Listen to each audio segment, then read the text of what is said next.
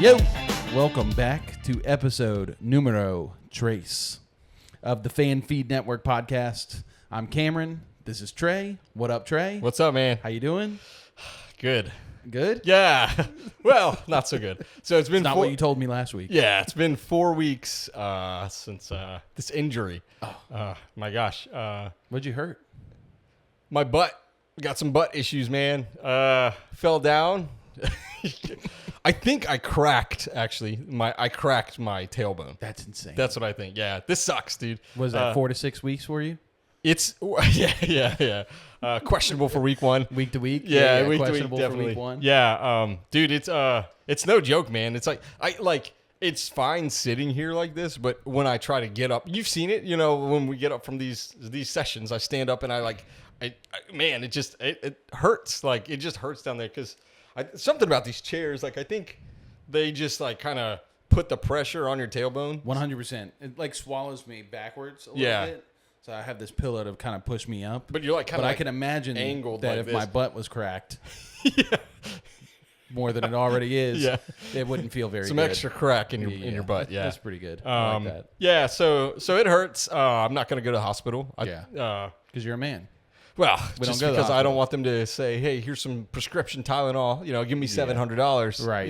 for that kind of thing. My wife thinks I should go get an x-ray just so, we could have. That's got to be an embarrassing x-ray. Yeah. Yeah. Hey, just see what's in my butt.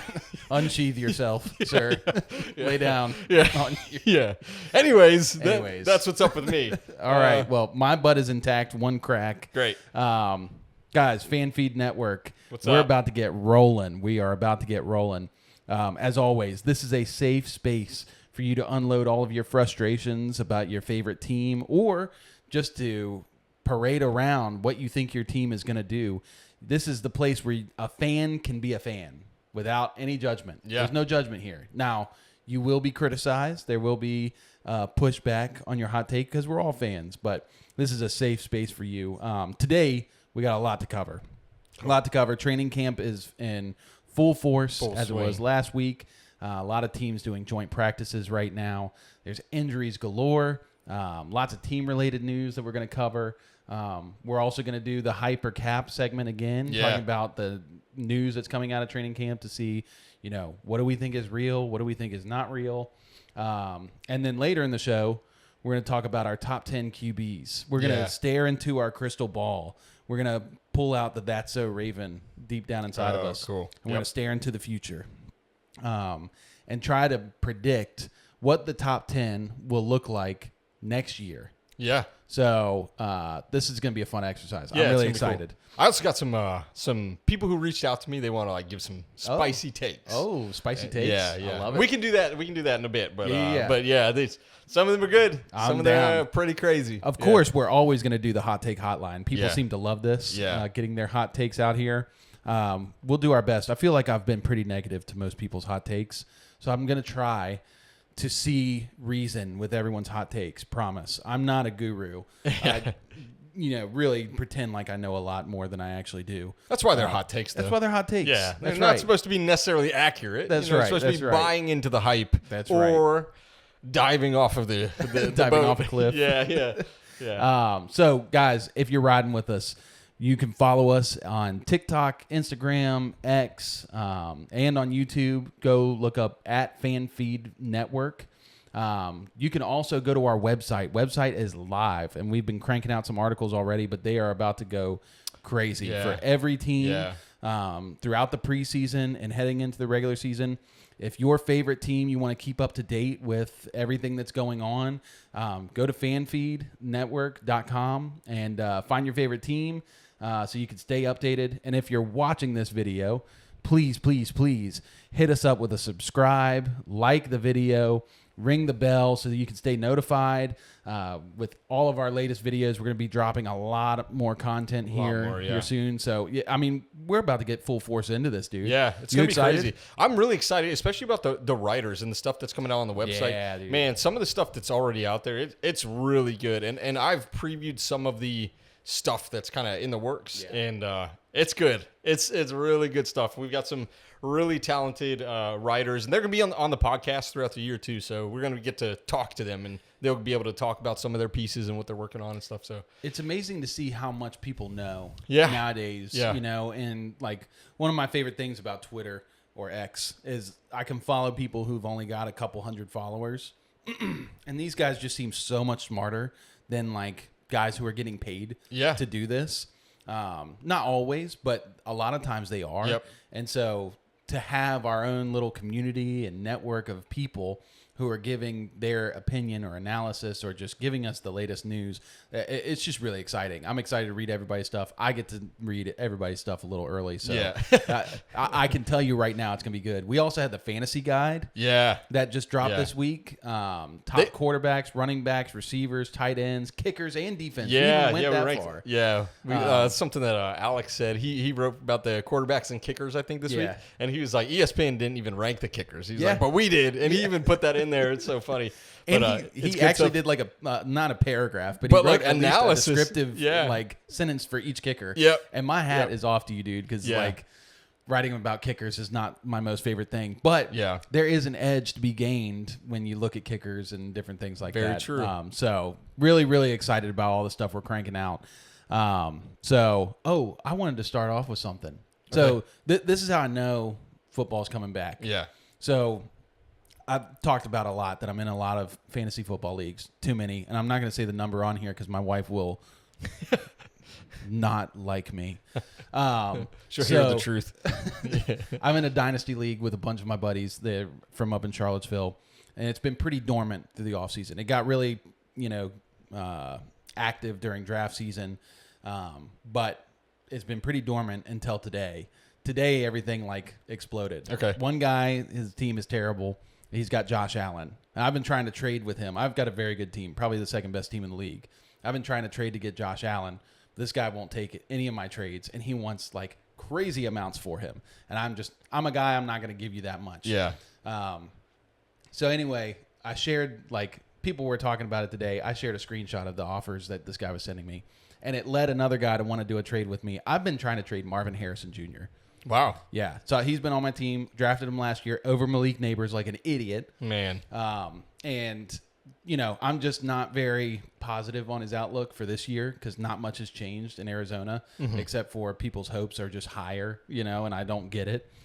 So I got to trade him today for like 2 future first-round picks in 2027, which is a loaded draft class, Wow. a second-round pick, a third-round pick, and it got the whole league chattering all day. Yeah. Turned around and traded one of those first-round picks and Sam Laporta for Trey McBride. Wow. So I just swapped Cardinals players, and I love Trey McBride this Yeah. year. So, Yeah. Dude, it's things like that just show me football season Yeah, is in yeah. full force. Yeah. We are so back. Yeah. So- I saw you walk in with this sick hat earlier, and You I like was like, that? oh my gosh. I'm not even a Steelers fan, but man, this hat, like, Look at that. that got me excited for the football season, just seeing that, It's crazy because it's so like cool, corduroy. dude. Oh my gosh. That's Yeah. crazy. Yeah, I love it. I love And, it. and that's like that patch, it's like sewn Yeah. on. Yeah, it's so. Oh my goodness. Yeah, this thing is sweet. That's so cool. dude. I'm just very excited Yeah. for football Yeah. season. I mean, football's playing right now. Yeah, you we guys do. can't see it, but we got the Ravens and the Colts playing in the background right We're now. streaming live. I don't even know. Is today August 7th? August I think 7th. it's August 7th. Yeah. So we're watching the Colts and Ravens play right now. Yep. Anthony Richardson just took a massive shot about Yeah. 10, 15 minutes ago. And to nobody's surprise, he's on the sideline. So let's move on. We'll probably hit you with some get into it. updated news of what's going on in the game. But for right now, let's hit some injury and Yeah. team news. The first thing I put on here to talk about is ESPN. Did you hear about this? Oh my gosh. The red zone? They acquired NFL Network altogether. Crazy. So, Absolutely wild, dude. Is that good or bad? No, that's bad. Yeah, That's I agree. Terrible. Absolutely terrible. 100%. I mean, first of all, I just think that ESPN, Disney, I think they ruin so many different things. That's a whole different conversation. Yeah. I think we're screwed when it comes to red zone now, though. 100%. No more 8 hours of commercial-free football. Yeah, that's gone. It's the dream is dead, man. The dream is dead, and this is where we need some of you entrepreneurs to start our own red Yeah. zone.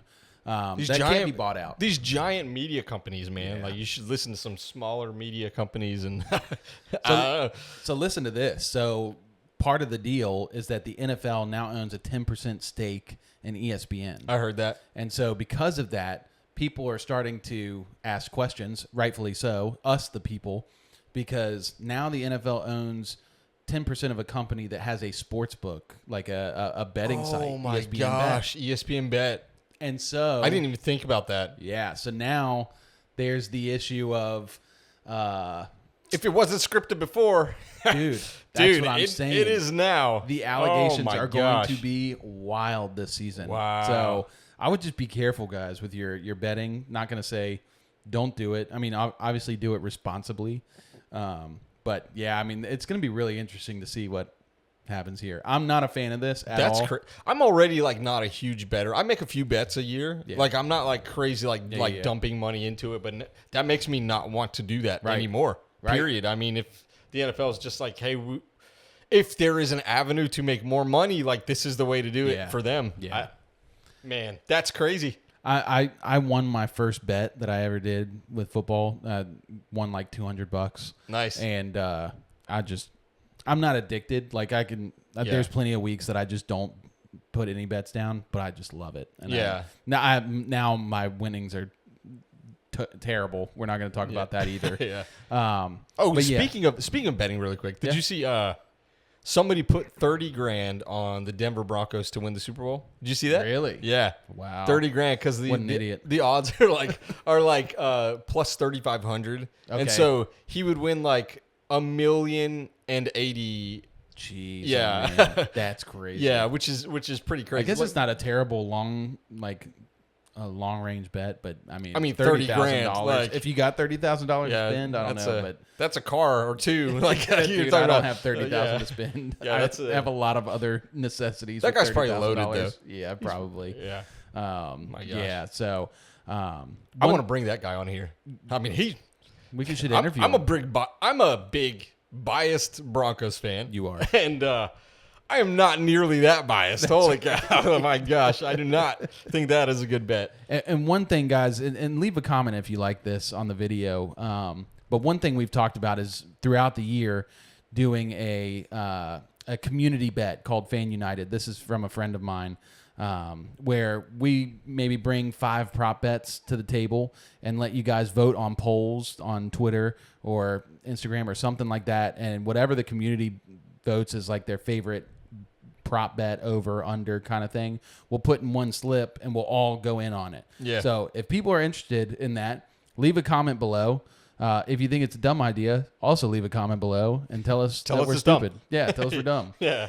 All right, now real football. Cool. Rashawn Slater just signed his contract a few days ago, and today has suffered a season-ending injury. He is his pec? Ruptured his patella tendon. Oh, that's what. Yeah. Yeah. So bad video. He just kind of collapsed. Gosh. We're still dealing with Matt Stafford. He got an epidural this week, which my wife didn't even get an epidural during birth. So what a loser. He's questionable for week 1.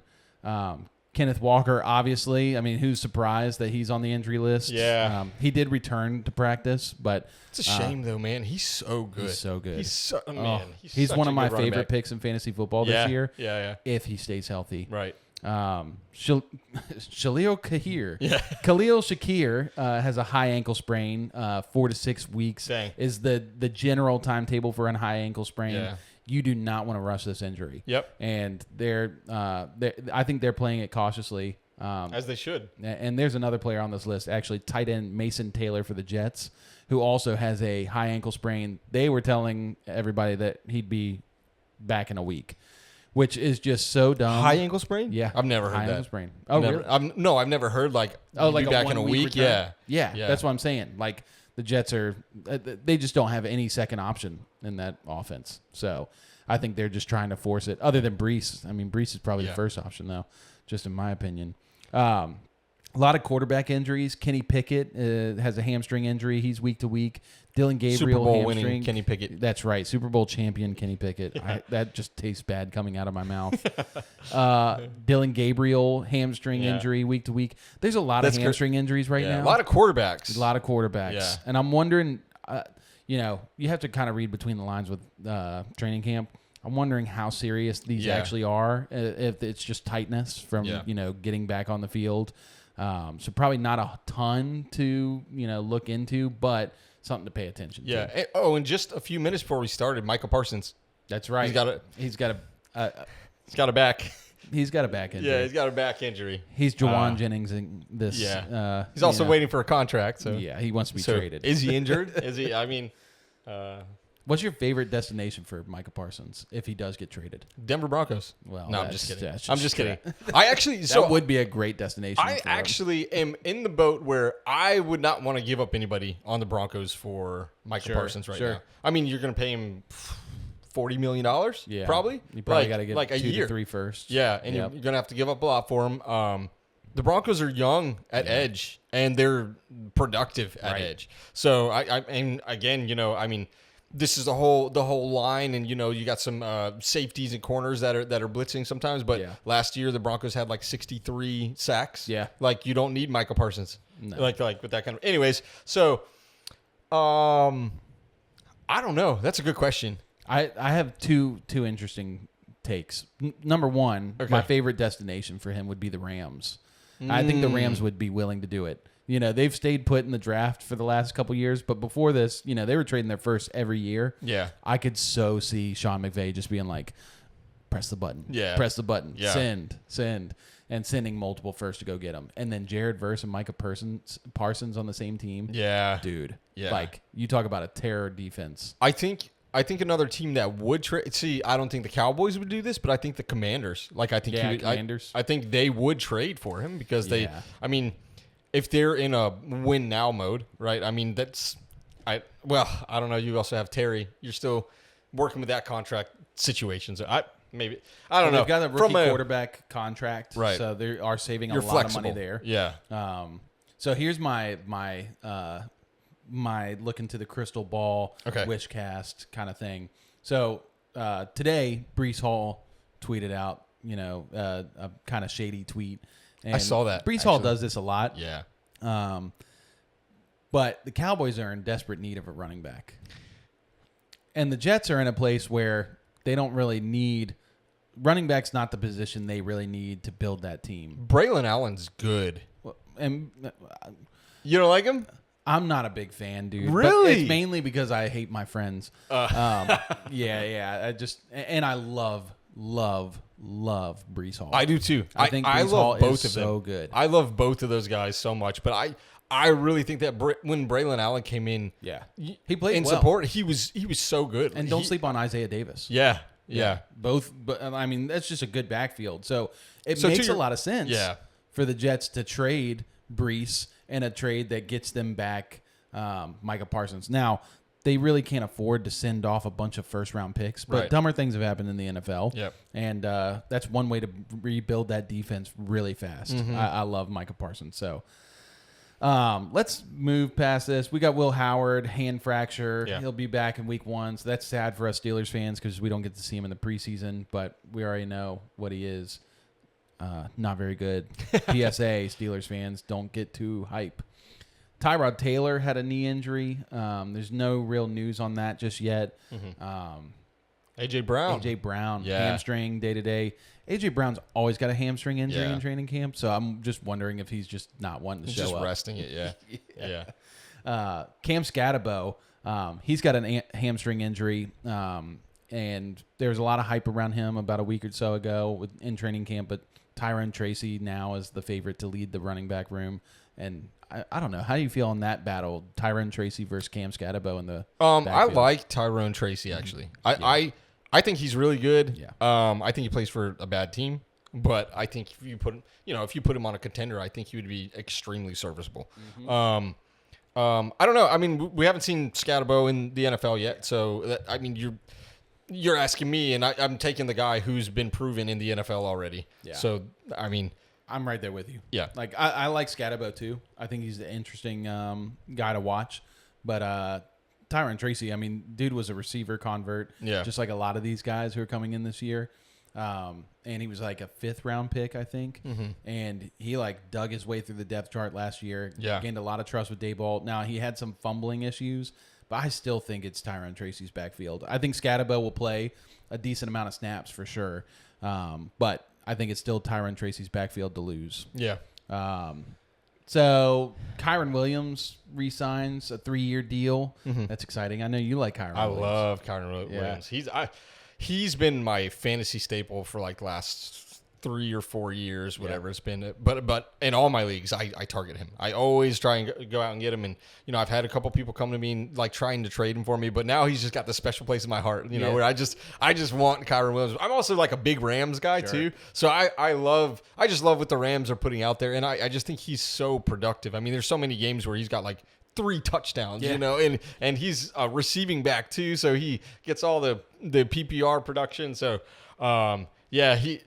but outside of that, I feel like he's just a perfect fit for what the Rams are doing. Sure. I think he just like fits them really well. Like he is your quote unquote workhorse, but you're gonna throw the ball more often, in LA, and I mean, I'm happy for him. I'm happy for the Rams. I feel like both sides won that deal. Yeah, I like Kyron a lot, and like you, I drafted him in a dynasty league.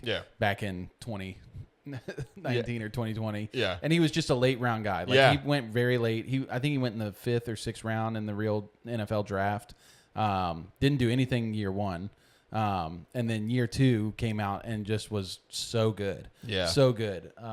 And so I just held on to him in that league because I couldn't trade him. I could have dropped him, but I just kept him. And I'm so glad I did because now, he's a starter on my team. Yeah. I just love him. Yeah. Keenan Allen. Keenan Allen with the Chicago Bears. Man. Or not the Chicago Bears. Yeah. Re-signing with the Los Angeles Chargers. Yeah.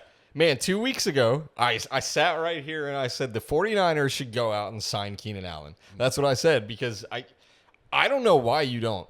He had a bad year in Chicago last year, but everybody had a bad year in Chicago last year. It really wasn't even that bad. And the year before that, 2023, he had, I looked this up actually, he had like 1,243 yards and I think like 11 touchdowns. I can't remember exactly. Good. And he only played 13 games. Yeah. Crazy. Yeah. With the Chargers, you don't have Jim Harbaugh, right. At that time, where again, now you're Brandon running Staley. The ball a little bit more. Yeah, Brandon Staley. Yeah. He's probably just fighting for his job. He's just like, hey, chuck it to Keenan. Yeah. But you're back with Herbert, who you have, a good connection with. And as soon as he signed, immediately my mind went to, okay, they're a problem now. Like the Chargers are a problem. Before it was Lab and Conkey, and you were saying Trey Harris, and you were saying Quentin Johnston, Rondé Gadsden. Yeah.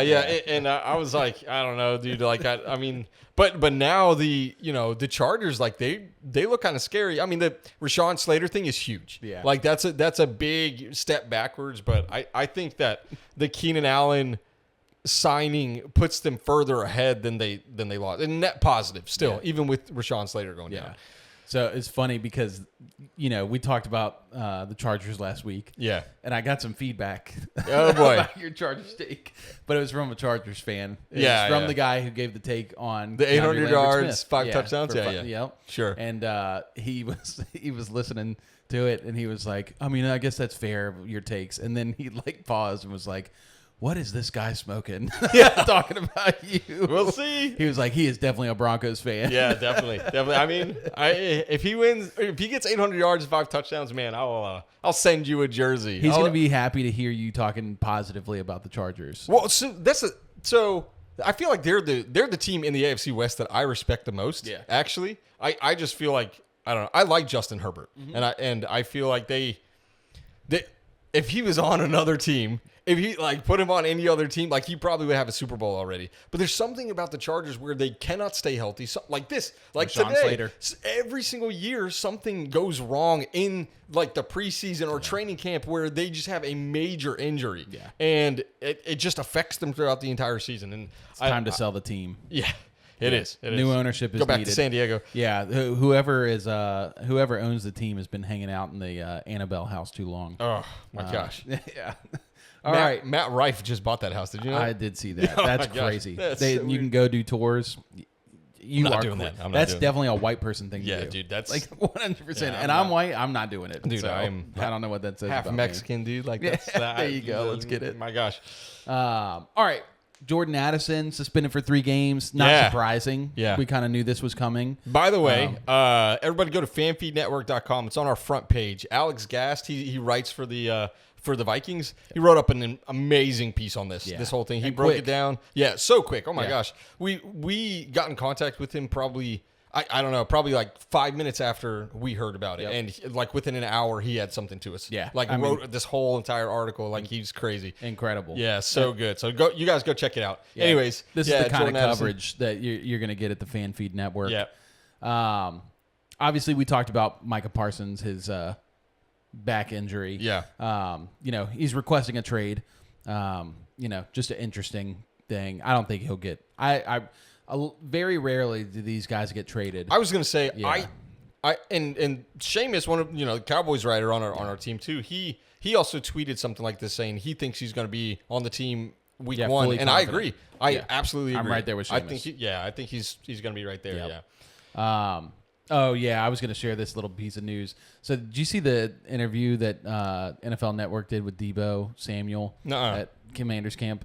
It was, I think it was sometime last week, but they were talking to him after practice or something, and the guy from NFL Network was basically saying, like, all right, we're signing off, we're done with the interview, and was like, hey, man, I was going to shake your hand, but I heard you got a little jam in there.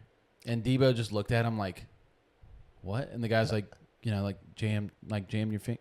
Okay, well, edit that out. And it was live. Oh my! And it was an injury that they were trying not to make public. That he had a badly jammed fingers. And Debo's like, brother, you just exposed him. It was so cringy. Wow! I live for those moments. It's so embarrassing. That's just real life. All right, we're gonna take a quick break. When we come back, we're going to talk about hype or cap, training camp news. Cool.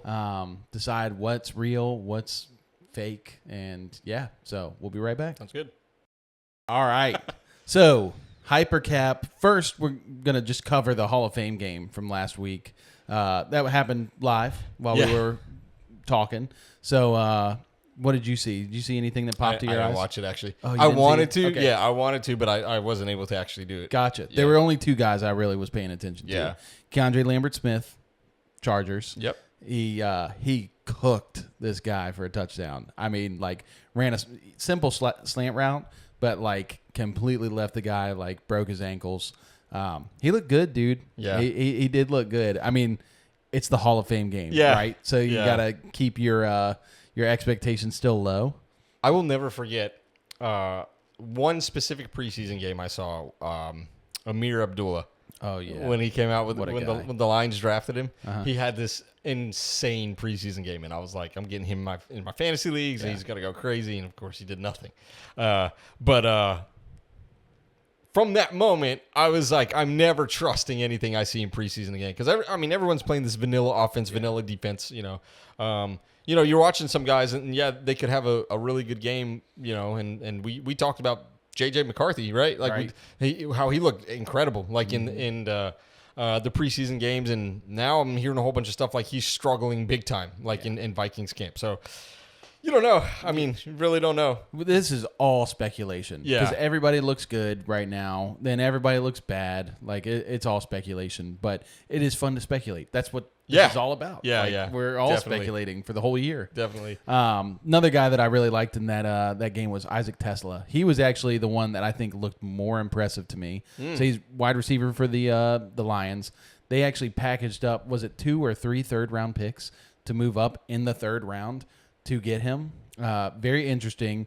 Same GM, Brad Holmes, who helped locate Puka Nacua, if I'm not mistaken. I may be mistaken. If I'm wrong, he's just pretty good. Torture me. Puka Nacua is really good, and he was a late-round gem. Puka's pretty good. And this guy, he's big. He's a big white guy, like 6'3", maybe 215 is what he looks like. Yeah. But just like soft hands, like and runs solid routes. I mean, he had 2 really good catches across the middle. I think he's exactly what the Lions need. To me, that pick just looks so good right now. Yeah. Because they have Amon-Ra, who's that small, like, he can win on the outside or the inside. Yeah. Then you got Jameson, your burner. What they're missing is a big guy. I mean, they have Laporta, but another big receiver to kind of draw coverage off, and then. If you can go 4 wide and then like Jahmyr Gibbs out of the backfield, dude. like that's unstoppable. I mean, that's what you want. A lot of weapons. And that actually helps segue into the first hype or cap segment. Okay. So saw a tweet today talking about the Lions offense. It appears that there's a rockier than desired transition from former coordinator Ben Johnson to his replacement, John Morton. And this was from one of the Lions reporters, Justin Rogers. So apparently there's been some issues in the transition from offensive coordinator to offensive coordinator. Are you hype about the Lions offense? Or do you think they're nothing? So, like, what do you think? You're coming from... you're asking a guy who is a Broncos fan, right? Oh, that's right. John Morton, ex-Bronco. He gave us the Bo Nix year, right? Incredible. I mean, second in rookie touchdowns. Was he the OC? Yeah. Wow. Okay. Yeah. Only to well, no, he's quarterback's coach. Quarterback's coach. Yeah. Okay. Sorry, not the OC. The real OC is Sean Payton. I was about to say. But still. My next question was who called the plays. Yeah. But still, John Morton was there, and he was working Bo Nix every single day, and you saw what happened. Like, first time we've been to the playoffs in 10 years. Yeah. 9 years. But I do think that there's always going to be some friction when you go from somebody who is extremely successful and somebody else comes in and they have their style. They have their way of doing things. Yes, you're going to say, this is the way we've been doing things. And he's going to say, I have a way that I like to do things too. And so there will be some friction. I don't think you're going to see it week one. I don't think you're going to see any of that. I think, there might be a little bit of rust, with some of the players just knocking it off, and maybe they don't have the new playbook down 100%, but I think the Lions are going to be the Lions. I think they'll still win like 13, 14 games this year. Yeah. I'm with you. I think that this is more so a clickbait kind of headline. Sure. And I think the Lions offense is going to be still good because they have so many good players. I mean, it's hard to be bad moving from offensive coordinators if you still have all the good players in place. Now, I do think that they're probably going to regress some, and they're not going to be as exciting maybe as the Ben Johnson offense, but that was Ben Johnson and Antoine Randall, receivers coach, dialing up all these trick plays. Yeah. I mean, they were throwing touchdowns to offensive linemen like on a almost bi-weekly basis. I just think that the offense this year is going to be more streamlined. Mm-hmm. They're going to feed their guys. I think Jahmyr Gibbs is going to be more of a starter. And I think by the season's end, you're not going to see much of a difference from last year's offense to this year. Exactly. Do you watch quarterback? Yeah. You remember that scene where Jared Goff's wife is like, "Oh, I like this play. You guys should run it." Right. And then they ran it, and then in the game, I'm like, "Man, that's so crazy!" Like just to kind of have that power, just like you guys should run this, and then they ran it, and they scored a touchdown on it. It's so crazy. It's so funny because I think I love Ben Johnson. I think he's a great coach. But there's one guy that's always been at his side. It's Antoine Randall. I bring him up. He's an ex-Steelers receiver, ex-slot receiver. If you remember Super Bowl 50, I think it was 50. No, 40. I was going to say Super Bowl 50 was XL. us. Yep. So it was the 2005 Steelers versus Seahawks. Yeah. The end around receiver touchdown. Yep. That was Antoine Randall who threw that pass. The Steelers ran trick plays all the time. Like they were just trick play machines, and Antoine was there. So Antoine, I think, either picked it up from one of the coaches in Pittsburgh playbook and stashed it, or it was just Antoine being Antoine because he was a quarterback in college and then transitioned to a receiver because he was a smaller guy. And he throws a great ball. I mean, if you go back and watch highlights of Antoine throwing football, it's so fun to watch. I'm like, why don't we just have him? Yeah. At least before emergency Ben. quarterback. Yeah, exactly. All right, next we've got the Bears running back room. A lot of talk here. You've got DeAndre Swift right now projected to be the number one. And then there's a battle for the RB2 spot between Roschon Johnson, the long-term veteran for the last couple years. Then you got Kyle Monangai, the sixth round rookie out of Rutgers University. Here's what Ben Johnson said about Kyle Monangai. Said that I'm very pleased with where he's at. I think he's a guy that we're going to be able to trust this fall. That's pretty good to hear from your head coach. Now, on the flip side of that, Roschon Johnson's getting a lot of third down and goal line work with the offense. So what do you see here? Do you see Roshan or Manungai as the RB2, or are we just going to have to wait and see till middle of the season to see who performs better? I mean, I think it's DeAndre Swift. Like it's DeAndre Swift show. Like it's him until it isn't, and I don't know. This is just like normal preseason talk. They have to kind of hype up their rookies, and their young guys, to give them confidence. Unless you're Sean Payton. That's right. You only hand out compliments if you really like somebody. That's right. But yeah, I mean, you expect this from a coach, especially like a new coach, right? Right. I mean, he's going to come in and you're trying to change the culture in Chicago. So yeah, I mean, I'm not reading too deeply into this. I think what he said is exactly right. He's going to be someone we're going to be able to trust this fall. Okay, yeah. I mean, get us 3 yards. What does that mean? Yeah, coach? Right. So it can be very simple. Like, hang on to the ball. Just don't fumble this. And then you'll be, we'll put you in for a couple snaps every game. Like, that's the kind of thing that I envision. To me, this is such an interesting running back room because Ben Johnson had DeAndre Swift with the Lions. Mm-hmm. And, I mean, everyone remembers Swift was a highly regarded rookie coming out of Georgia. And he came in, he played decently his first year or two, but he battled injuries. And then there was a lot of talk about him, like, just kind of like not wanting to be there and not really like putting it all out there. And so they traded him. They got rid of him. And then they, get David Montgomery, and then they add Jahmyr Gibbs in the draft the following year. And they traded up to get him. I mean, or I can't remember if they traded up, but they took him super early. Yeah. And that's so a good point. Like that, like paralleling that. I mean, you could look into this quote and kind of see a slight at DeAndre Swift of a guy we're able to trust because DeAndre Swift has fumbling issues. So you can take it that way. I still think it's Swift's backfield just because I don't think Roshan nor Manungai are actually good. Yeah. And it's like what we were talking about earlier with, Tyrone Tracy, right? It's the proven back in the NFL. Right. And you don't know with these other guys. Like you really don't. But I think they're going to try a lot of things out in the beginning of the season, but I honestly, the guy who's been getting snaps out of the running back position is DJ Moore. Wow. Mm-hmm. Yep. He's been in training camp. They've been playing him out at running back a lot. And so I can see this offense kind of evolving if the running back position doesn't work out well to where DJ Moore and Luther Burden are playing more out of the backfield because those guys, Luther Burden was almost a 1-for-1 DJ Moore clone coming out. And so like they both are great in space. So naturally it makes sense for them to play running back, catch passes out of the backfield. And it's just such a mismatch with those two guys. So that's just my maybe. No, that's good. Kind of look into the future. That's see good if stuff. Yeah, there's something to chew on. There's a lot more to think about there. Tinfoil hat time. That's right. Tinfoil hat. Let's get it. All right. Next, Drake May, New England Patriots quarterback, was nearly perfect. Was the quote in joint practice with the Commanders. His top targets were Demario Douglas and Mac Hollins throughout that practice, and the O-line apparently looked very improved. What do you think about Drake May? Is this a hype statement? Like, is this real or are we fluffing him up a bit? Yeah, that's what it is. I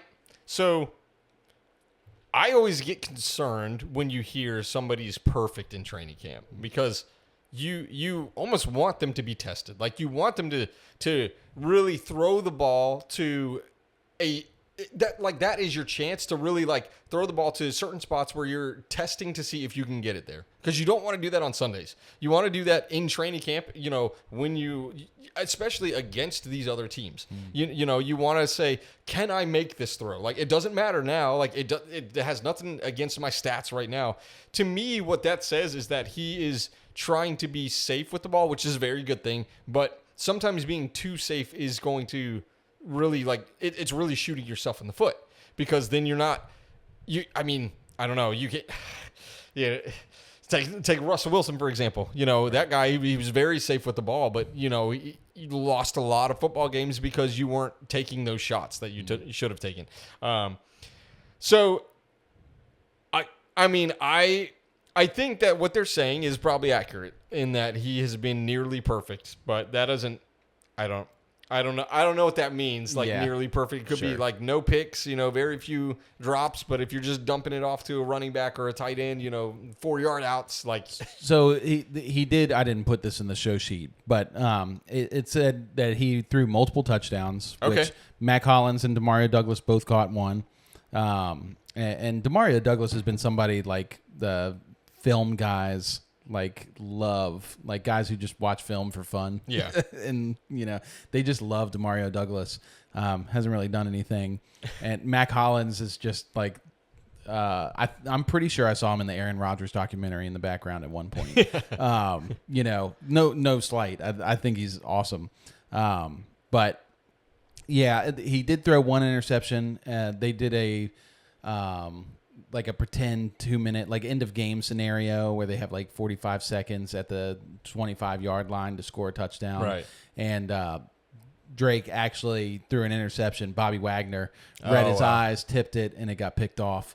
And so he did throw one interception.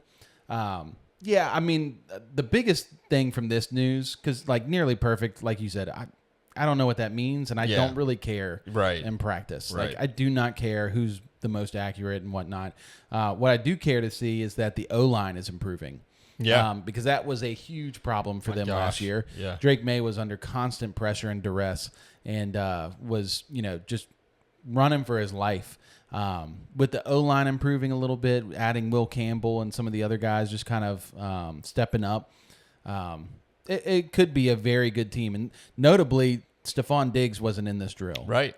So Drake May is already practicing what will probably happen in the season where Diggs gets hurt, or a top target is down and he's going to have to perform with these lesser known guys. And I think Drake has the tools to do it. I'm a big fan of Drake May. Although I don't really like the quote, the nearly perfect thing, right. I do think this is hype. I do think this is news that's going to translate into the regular season. Yeah, I just and this is going to be my take probably on a lot of these training camp, whatever you want to call them, quotes. Yeah. Is that you just have to see it. We have to see it. It's great to say all of these things, and I think a lot of these are just a lot of these quotes come out just so they can, like you said, hype up the team or the player or whoever it may be. But I really don't put a whole lot of weight into anything that comes out of training camp right now because you just don't know. You really don't know. I mean, I was listening to or not listening to, but I was reading a whole bunch of stuff coming out from the Broncos and the 49ers today. Their joint practices. Okay, it said the Broncos defense was suffocating Brock Purdy and they threw 2 interceptions. But to me that doesn't mean anything. Right. I don't think Brock Purdy is bad because he threw 2 picks against the defense in training camp. Again, I think that a lot of these quarterbacks they need to test where they can put the ball, where they can't put the ball. And, what a better way to do it, against a good defense, try to see what you can do. You're supposed to be sharpening each other, when you're doing that kind of thing. So, yeah, I mean, I hope he's good.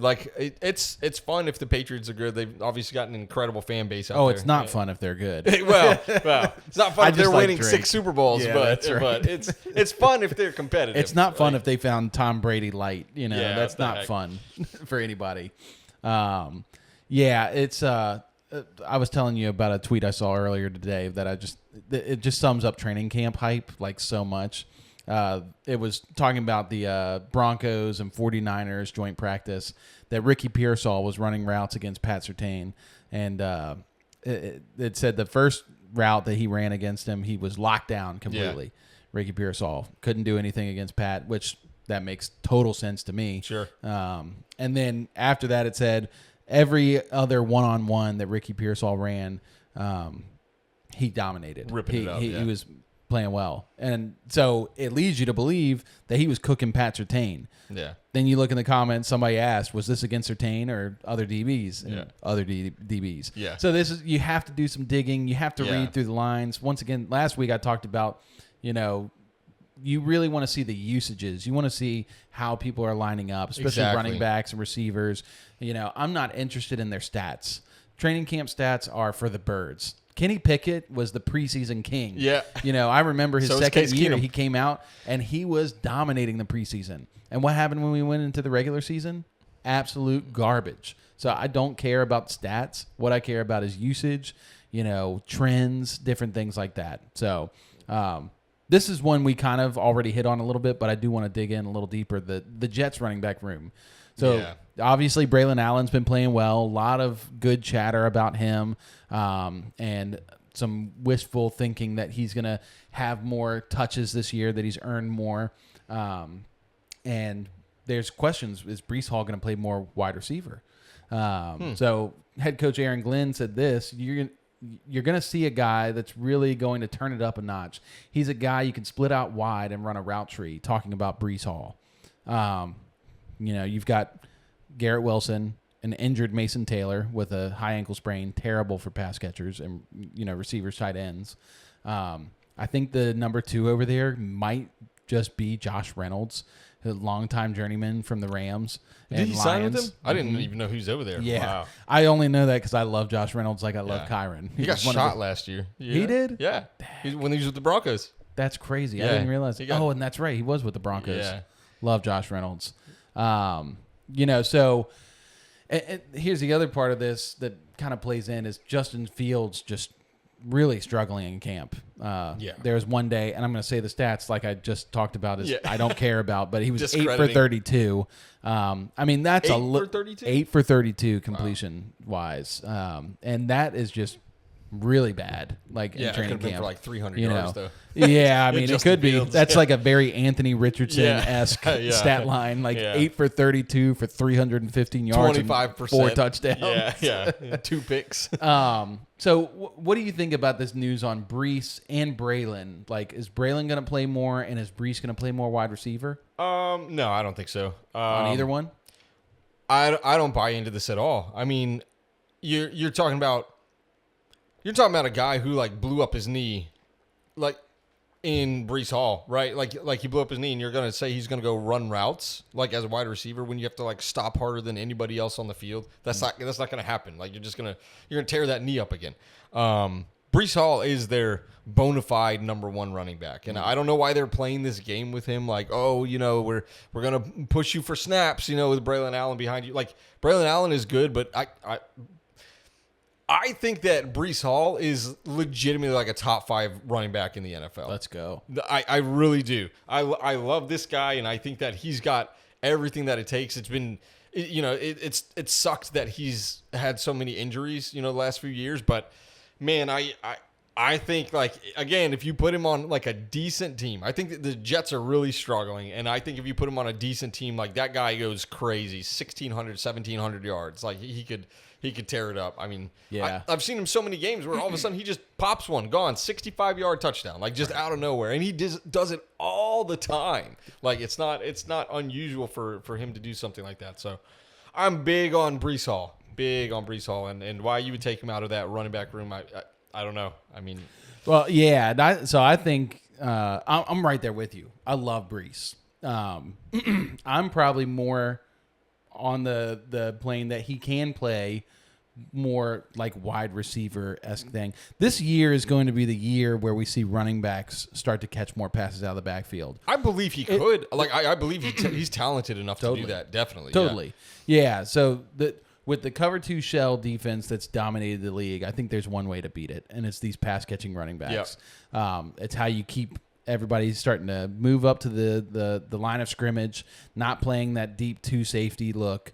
It's going to open up the bigger passing plays for all these offenses, and you notably see a lot of these guys getting drafted this year that have that route running / receiver ability. A lot of converted receivers to running backs.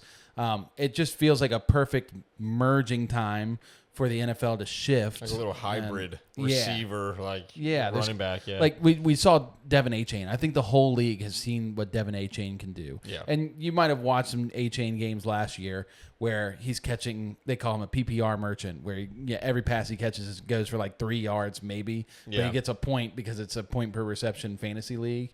But if Tyreek and Waddle weren't hurt, do you realize how lethal that offense could have been? with those two guys running deep, stretching the defense, and then A-Chain being wide open down below. I do. Vice versa. They put 70 on the Broncos. That's right. It happened 2 years ago in Yeah. 2023. Yeah. And this is what people, I think, are overlooking. And so, needless to say, I think this offense lacks playmakers. I think Fields will have a decent year. I worry about his passing ability. I think he'll run a ton. I think Garrett Wilson obviously is, he's Garrett Wilson. I love Garrett Wilson. Think he's very good. Same here. I don't think he's going to be like a burner this year because of the quarterback situation. But Breece Hall is the second best player in that offense. Yep. And he's their best option. So even if he's not the best at running routes or doing any of these things, compared to Josh Reynolds, Breece Hall can run routes, you know? Now there is something to be said, too. Like, it would be cool to see, Breece Hall and Braylon Allen in the backfield. Both of them, and then he just splits out wide. Like, he just bounces out wide, and then, it's like, okay, who do who's the linebacker going to take? Like, you're going to hop on Breece Hall and then get torched, or you're going to try to go for Allen and then get torched by Breece still. I'm all for that. Like, I hate on Braylon Allen, like I said earlier, because I hate my friend. Yeah. I think Braylon could play a good role. And like I said, Isaiah Davis played really well last year. Sure. So they have a lot of running backs, and Davis and Hall are both guys that could split out wide. And, if they can be creative with the offense, this could be a fun offense, but I doubt it. We're going to hit one more before we take a break. A very not fun one to talk about. Oh, boy. Saints quarterback battle. You got Spencer Rattler, Jake Hayner, and now Tyler. Tyler. Oh, gosh. So right now, Rattler's playing well. I mean, every day they're shifting the quarterbacks. So, like, one day one guy will be a QB1. The next day another guy will be QB1. The next day the other guy's QB1. So they're shifting them all around. Rattler's been pretty good, just consistent, making a lot of completions and not throwing interceptions.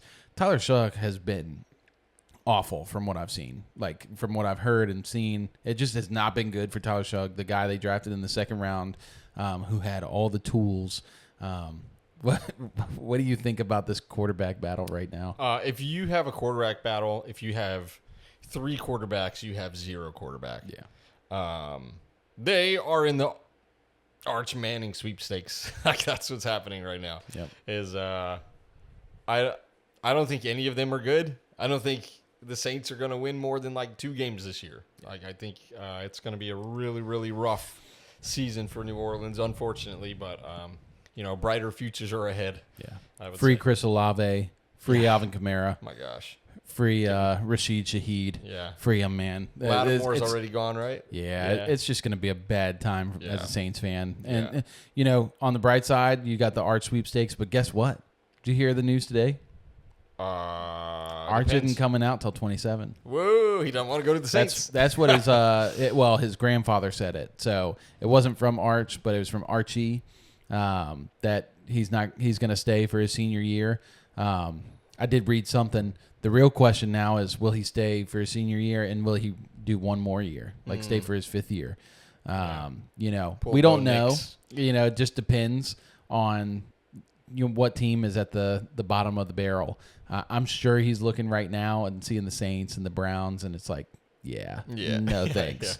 But it's just really bad news for Saints fans. I think it's going to be a really sad offense. I think Alvin Kamara is going to be the focal point of everything. But this quarterback room is abysmal. I mean, I watched Spencer Rattler. I had some hope for him. Just not good. Jake Hayner is so bad. And if Tyler Shugg can't beat either of these guys or even be like competitive right now, then he is abysmal. Yeah. So we saw Spencer Rattler last year. Like, he was that's bad. what I'm saying. Terrible. He was bad. Absolutely terrible. Yeah. So anyway, let's take one more break. We'll come back with a couple more guys because I got some exciting ones here. Cool. So last week when we did this hyper cap segment, we talked about the 3 horsemen, the running backs, Rashard Smith. We talked about Jaden Blue. We talked about Bill. And we were timely with that because literally this last week, it has been nothing but hype for all those guys. I saw somebody compare Jaden Blue to Devin A-Chain today, like Devin A-Chain Light, which is very exciting. It's like, where's your bar at, though? It's like, even, it's, they, like, we were just talking about the Saints quarterback situation. They, like, what is your bar? Like, oh, yeah, this guy's looking good. This guy's looking good. Yeah, compared to what? The other guys in the room? Well, it's all wishful thinking. Yeah. I mean, they're all these late-round guys. This is where we just get to dream, Yeah. Brashard Smith, I think, does have a very realistic chance of doing something. I mean, the skill positions, like, I think Totally. you can find gems anywhere. Yeah. But the quarterbacks, I mean, everyone's looking for Tom Brady, like, in the late rounds. And everybody's comping them to, studs. Yeah. It's not that easy. Yeah. But I wanted to go over some receivers. Cool. Probably some guys you've heard of and maybe some guys you haven't heard of. All right. Kanata Mumfield. You heard of him? All right. Never. Never. He was a Sounds seventh made round up. rookie out of Pittsburgh. He is a fantastic route runner and extremely good at like acrobatic catches. Okay. Like, just a very fluid guy. Like Justin Jefferson against the Bills in the fourth quarter. Very That kinda- much so. Yeah, Very that kinda much catch. so. And so he's fighting for a role with the Rams right now. Sean McVay has been glowing about him. And the other day he said he's doing a great job. And then at the end of the interview said he's doing a heck of a job. Obviously, coach speak is coach speak. But you got Puka, you got Devontae Adams. But then there's like a void. You have Tutu Atwell, who has kind of Hit been or miss. okay, hit or Yeah. miss. I don't even think they have the guy Demarcus Robinson who they had last year. I think the slot role's open. A guy like this sounds like he fits perfect in the slot. A guy who's shifty, good route runner, gives Stafford like a good underneath route guy. It could be interesting. What do you think? Yeah, I mean, it seems like there's very little resistance to playing time over there. So, I mean, I buy into that. I mean, if you're turning heads and Sean McVay is saying that you're doing well, and you have already Puka Nacua and you got Devontae Adams in the room, and he's complimenting you, saying you're doing well, I buy into that. Yeah. Again, big Rams guy. I don't know why I like the Rams so much. I don't know. They're just fun. Yeah, they're just a fun. really fun team. But yeah, I mean, I trust Sean McVay when he says something. Yeah. He just seems very, I mean, he knows what he's doing. He's very reputable. Yeah. And for a team that was just giving away first round picks for so long, they do a heck of a job drafting. Oh my gosh. Very good. Yep.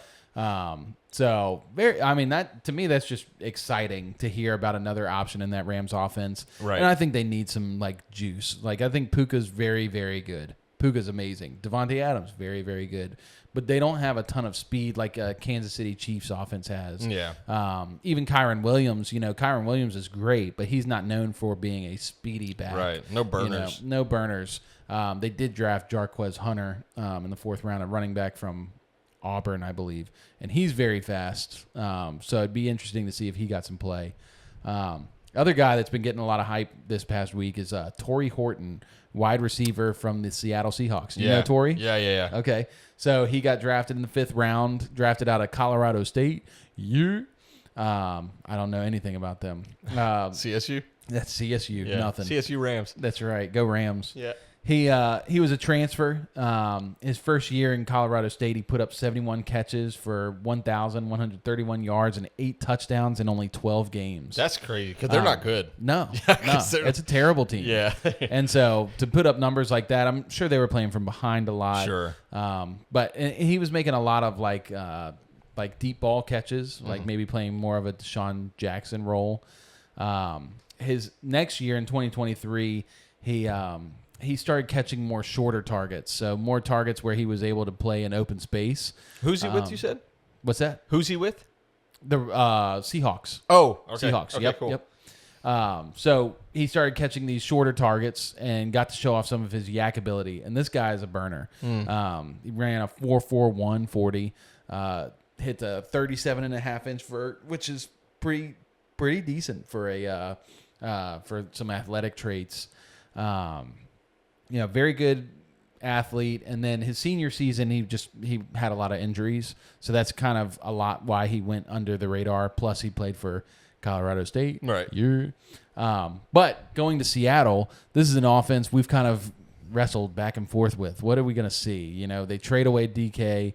You know, they trade away Geno. They bring in Sam Darnold. Cooper Kupp. And they bring in Cooper Kupp. You know, they have JSN, who emerged last year, was fantastic. They draft Elijah Arroyo, a tight end, in the I think he was a third or fourth round pick. He's going to be good. You think he's going to be good? I think he's going to be really good. Like he's like a sleeper tight end. Yeah, for he's me. very like, much a sleeper. He'll be like a backup tight end that I draft like super late, just like crossing my fingers that he does really well. I like it. Yeah. But so once again, we have the slot role open, and once again, we're wish casting. These guys, you know, we're not really sure what's going to happen. But Torrey Horton has been playing really well, playing with the ones for the last like 4 or 5 practices now. Mike McDonald has been talking very highly of him. So what do you think? Hype, cap? Yeah, I buy it. Yeah. I mean, I think it's like you said, you know, he put up like pretty crazy numbers on a terrible team. Yeah.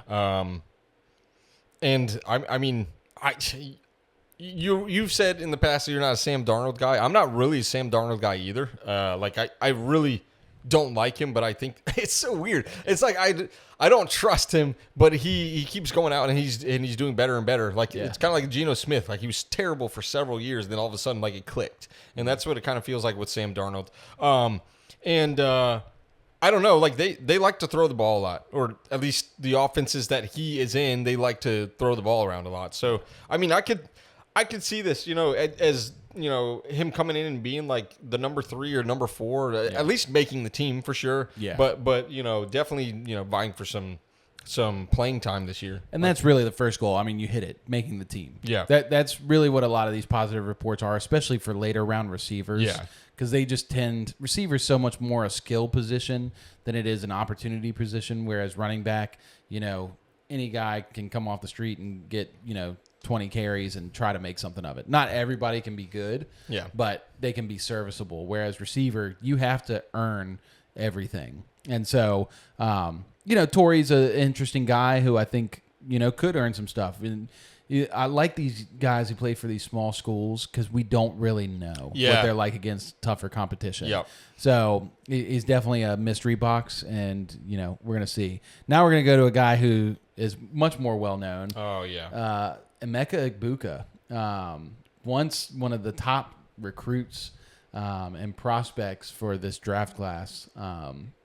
He's kind of faded off a little bit because his last year he was overshadowed by Jeremiah Smith and Carnell Tate at Ohio State. But right now, Todd Bowles is, you know, just a ton of positive reports. And Todd Bowles today said that he's a pro-ready receiver who would start for any team in the NFL. You buying this cap? I buy that. Yeah. I buy That's that. an easy buy. He's so good. Yeah. He's so good. I'm very jealous. It seems like out there in Tampa Bay, they've got this embarrassment of riches now. You know, you have is Cade Otton still out there? Yeah, Cade Otton as their tight end. You obviously have Mike Evans and you got Chris Godwin out there. You know, and then Jalen McMillan. Now you add Egbuka to that mix, man. You know, who was it that said? Somebody said that they're going to win the Super Bowl. In one of the hot takes. Yeah, Drew did. Said they're going to win. I don't think they're going to win the Super Bowl, but really quick, Drew, I haven't responded to you in your messages because he came back at me about what we said because he watched the episode. I will get back to you. I'm not mad or anything, and I'm not trying to hide either. I will get back to you. Well, I was going to say something to you, Drew, if you're listening. The more we talk about the Bucs, the more I think that they actually could be a force, at least an offensive powerhouse. I think that they could be like a very big juggernaut. Just because if Baker is anything close to what he was this year, like you're going to see Egbuka go off and go crazy. And, you know, with both of those receivers, I mean, both of those main receivers, like one of them is bound to go down, you know, for some time. And you could see him, you know, just slip right in. And Godwin's already hurt. He's questionable to even play week 1. Yeah, exactly. And so that spot is wide open. Exactly. And I think as good as Jalen McMillan was last year, and I was a big fan of McMillan coming out, Egbuka is just a different level of prospect.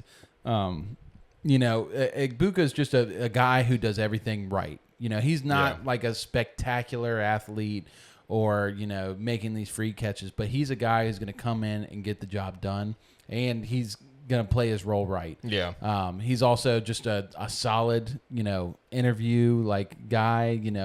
Coaches love him. Everybody loves him. Just a solid dude all the way around.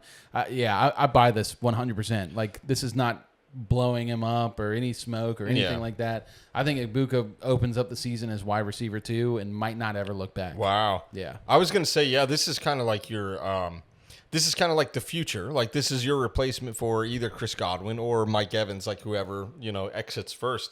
But yeah, I mean, you see rookie wide receivers come out. It's not uncommon now for rookie wide receivers to come out and just tear it up. Yeah. Like, it happens. It's a pass happy league. We saw Seattle do it 2 years ago when they drafted JSN. Yep. Everybody was like, well, they have DK Metcalf and then they have Tyler Lockett. So where is JSN going to fall in here? And Tyler Lockett played decent that rookie year, so JSN still was buried in the depth chart. But that following year, Tyler Lockett fell off. Mm-hmm. They trade DK this year because of how good JSN played last year. Right. And so I think it's a similar thing. I don't think Mike Evans is going to completely fade away, but he's close to 30. At least I think he is 30, maybe 31. Chris Godwin is just banged up, man. And I love Chris Godwin. Same here, yeah. But he's just banged up. Like, there's no way around it. And had a bad injury late in the year last year. And so, it just the stars are aligning perfectly, I think, right now for Emeka Egbuka. And plus, I think the Bucs are just trying to build up the offense, like you said. Yeah. You give Baker weapons, and he can perform. When he doesn't have weapons, he's not like a difference. He's not a Josh Allen that's going to elevate the whole team. Right. Baker is a guy that's going to do well with what's given to him. Mm-hmm. And so, I mean, I think Egbuka definitely opens up as wide receiver 2. I don't see why anybody would fade him. Yeah. All right, we're gonna hit. I'm gonna hit you with a really easy, fun one. We don't have to talk very long about this. Cool. Arthur Smith in Steelers camp right now. The other day he introduced the 04 personnel, which is 0 running backs and 4 tight ends on the field. Excellent. It's just, God, what are we doing? I'm sorry, dude. I cannot imagine shotgun empty set formation with 4 tight ends on the field. It just sounds abysmal. That's our new 3rd and 1 lineup. Anyway, there's nothing really special with that. It's just that's ridiculous. Just Arthur Smith take for the day. We're gonna hit. Well, let's talk really quickly about RJ Harvey. We don't have to go too in depth about this. Yeah, he's 5th on the depth chart in the first unofficial depth chart. What do you think, Trey? He's not. He's number 2. Yeah, he's number 1. Let's get this right. He's not. I think he should be number 1. J.K. Dobbins is number 1. R.J. Harvey is number 2. But for how long? What's that? For how long? Until J.K. Dobbins gets hurt. How long is that? Yeah, that's probably week 7, I would say. So you remember when Alvin Kamara came into the league? Yeah. I remember this very well because I fleeced a guy in my league. I had Terrell Pryor, wide receiver. Oh my gosh. The quarterback converted way. to receiver. Yeah. And he played super well for the Redskins at the time, the year before. So I drafted him. He was not doing well the following year. And I traded him to a buddy of mine for Alvin Kamara. I didn't really want Kamara, but everybody else in the league really wanted Kamara. And so I was just like, well, I'll go get him. I already had plenty of running backs. And that was Kamara's rookie year. Yeah. It took him 4 games before he took over the backfield because he's that dynamic, that just incredible as an athlete. RJ Harvey is on that same level. I that's where we kind of differ a little bit. Yeah. I don't think he's the Alvin Kamara level. Okay, he's not. I'll take that back. He's not an Alvin Kamara. Alvin Kamara is hard to top. Yeah. But RJ Harvey is a skill set that is very similar to Alvin Kamara's, and I think he's way better than any of the other running backs they have in the backfield. Oh. Even J.K. Dobbins. Dobbins played solid last year, but even his numbers were pretty average at best. And so you bring in a running back like Harvey, it's going to be hard to take him off the field, I think, for Sean Payton. I hope you're right. I hope that week 4, we're sitting here and you're like, Trey, I told you so. And I'm like, thank God you told me so. I think that I see, and I don't know if this is like bad to say out loud, but I think it could be something where they almost know that J.K. Dobbins is going to get hurt at some point, so you kind of stash R.J. Harvey until that point. Like you get as far as you can with J.K. Dobbins, and then you put R.J. Harvey out there, hoping to make like a playoff push, like that kind of thing. That's what I think would be the logic behind all of this, but he's not number 5 on the depth chart. Just like real quick to get back on. I don't even know why he does that. Maybe I know even based on the snaps that they've been getting, like every single practice, like J.K. Dobbins he's the starting running back. He's the one who's getting that first snap. But right behind him is R.J. Harvey. So he's the number 2. He will take over eventually. If it's not this year, it'll be next year. But we both think it's going to be this year. And let us not forget, it was very well known that Liam Cohen was furious that R.J. Harvey got drafted, sniped. Yeah. You know. And Pat Bryant. Both of them. And Pat Bryant. Both of them. And Sean guys, Payton dude. went and got his guy. I don't see any world where J.K. Dobbins is somebody we talk about after week 4, week 5. Yeah. All right. Last one. Travis Hunter. We keep talking about Travis. Yeah. He's an interesting one, but a lot of interesting news coming out about him. Once again, the positive remarks are just flowing in. You know, he's just been talked about as raving that he's like the best player on the field in practices. He just makes everything look easy. Liam Cohen talked about his snap percentage on an interview. And, you know, once again, let's keep in mind that this is spur of the moment, so he's not giving like exact numbers. But he was asked about what percentage of the snaps would he play on offense.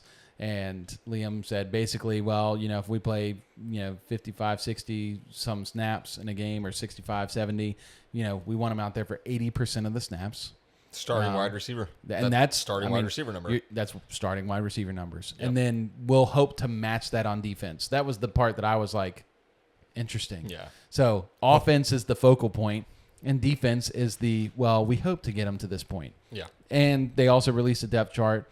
This one had a little more, I think, signaling than some of the others, like the Sean Payton depth chart. But he was listed as a starting receiver and a backup corner. So is this hype? Is this cap? What? Yeah, read between the lines. Like he tells the truth a little bit, and then he like tries to fluff it up a little bit. I do think again.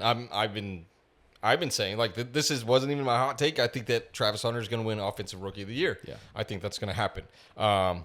In order for that to happen, if I actually believe that's going to happen, he's going to play 80% of the snaps, 70 to 80% of the snaps on offense. I don't think he's going to play hardly at all on defense. I really don't. I really don't. So I think that half of it is like a lot. It said I don't.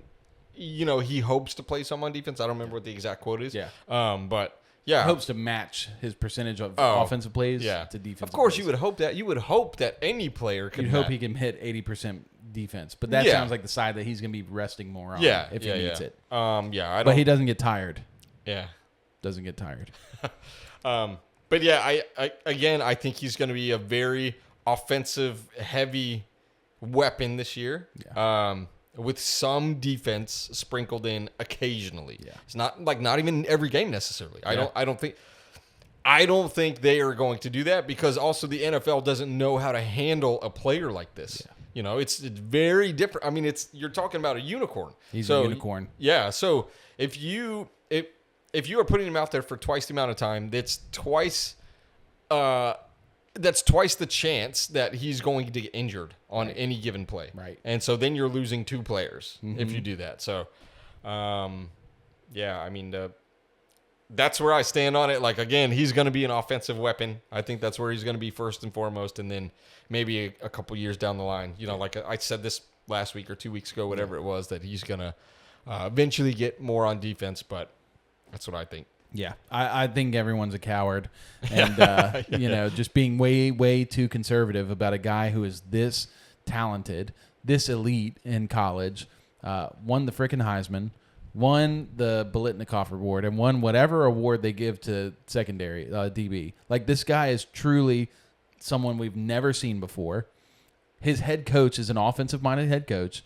And there's multiple takes of this guy talking about him playing on offense predominantly. Yeah. And so anybody who thinks that he's going to play on defense more, you're take lock is what it is. You're stuck in your own ways. Yeah. You have to be willing to change with the information given to you. Now, do I think he's going to play 80% of snaps all the way? Honestly, I think he could. Yeah. Like, I really think he could. And I think that's why they traded up to 2 to get him. I've been on record saying that multiple times. Yeah. Like, you don't trade up to 2 to go get a corner. And the thing is, if you're not tired, right? That's this whole thing. If you don't get tired, why not play 80%? Why not play 100% of the offensive snaps? Right. Like, that's the big thing. Yeah. And there's a big argument that the Titans made the wrong move taking Cam Ward instead of Travis Hunter at 101. agree. You know, a player that dynamic fills 2 spots on your roster. I don't know. Anyway, we're gonna transition into our one of our favorite segments, the hot take hotline. Yeah. We're gonna hit us with one you got from a friend of yours. Well, right? actually, yeah, I've got 3. You got 3, actually, okay. Yeah. But let's talk about this one because we were just talking about the Jaguars. Yep. My buddy Chris, he texted me the other day and he was like, his hot take is that the Jaguars are going to be top 10 in offense this year. Oof. I'm with that. Same here. When he said that, I was like, at first I was like, the Jags top 10. And then I started thinking about it. I was like, that could legitimately happen. Yeah. Legitimately. And it's definitely a different, like, the bar's a lot lower right now because you have the top teams are like your Buffalo Bills, your Kansas City Chiefs, your Philadelphia Eagles.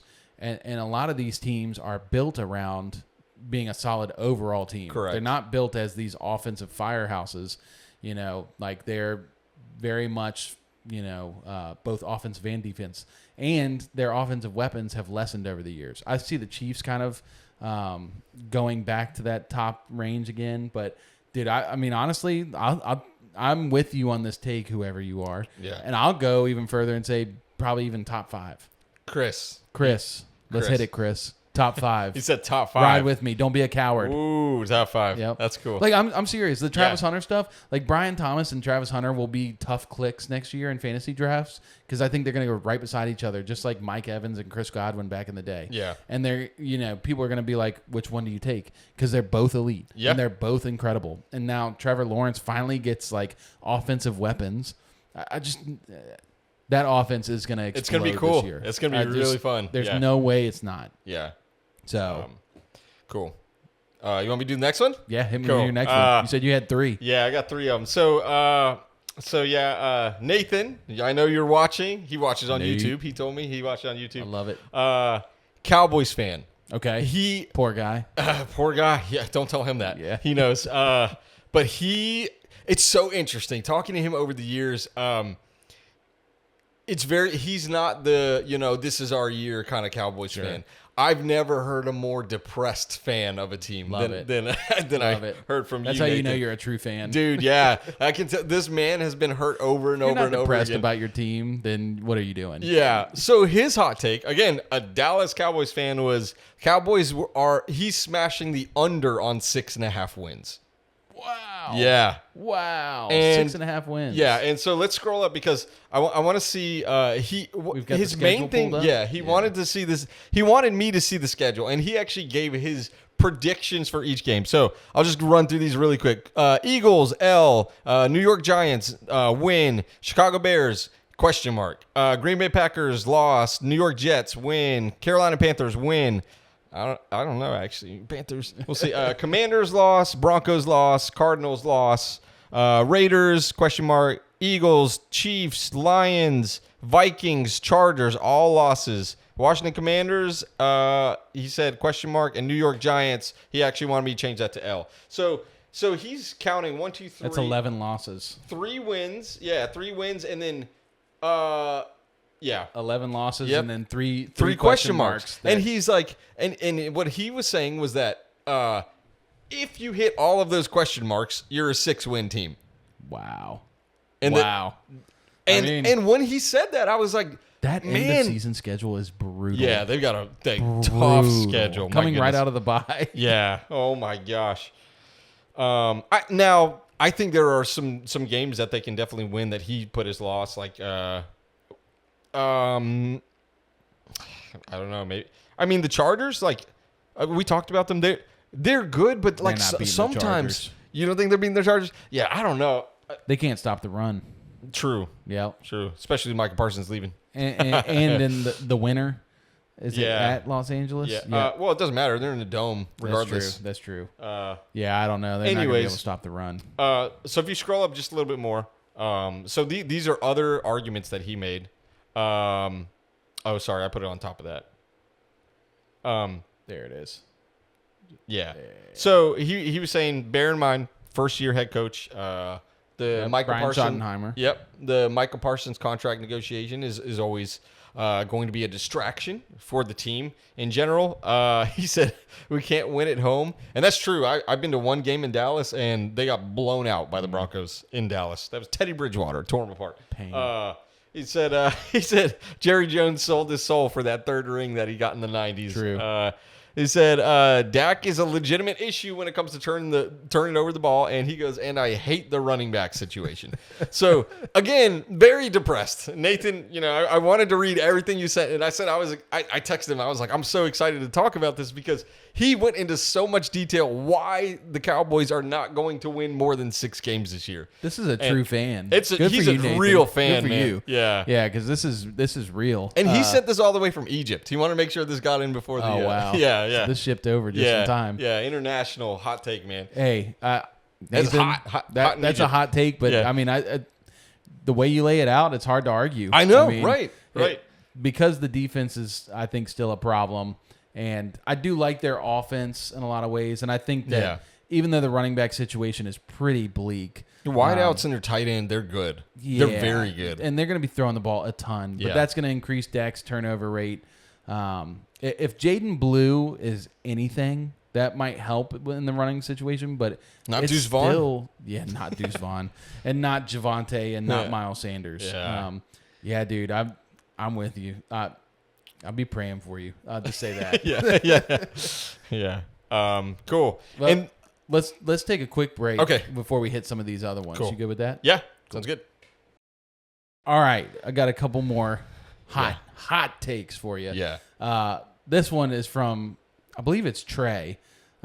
He goes by T Money, and he's in a lot of fantasy leagues with me. What up, Trey? Big Dolphins fan. Cool. He said that Devin A-Chain will finish as the overall RB1. Here's his reasoning. He averaged more yards than Saquon when Tua was healthy, and this is real. This is true. A-Chain will soak up all the vacated targets from Johnny Smith's departure, and if the offense bounces back to 2023 levels, there will be much more touchdown opportunity for A-Chain. So, overall RB1. What do you think? I love Devin A-Chain.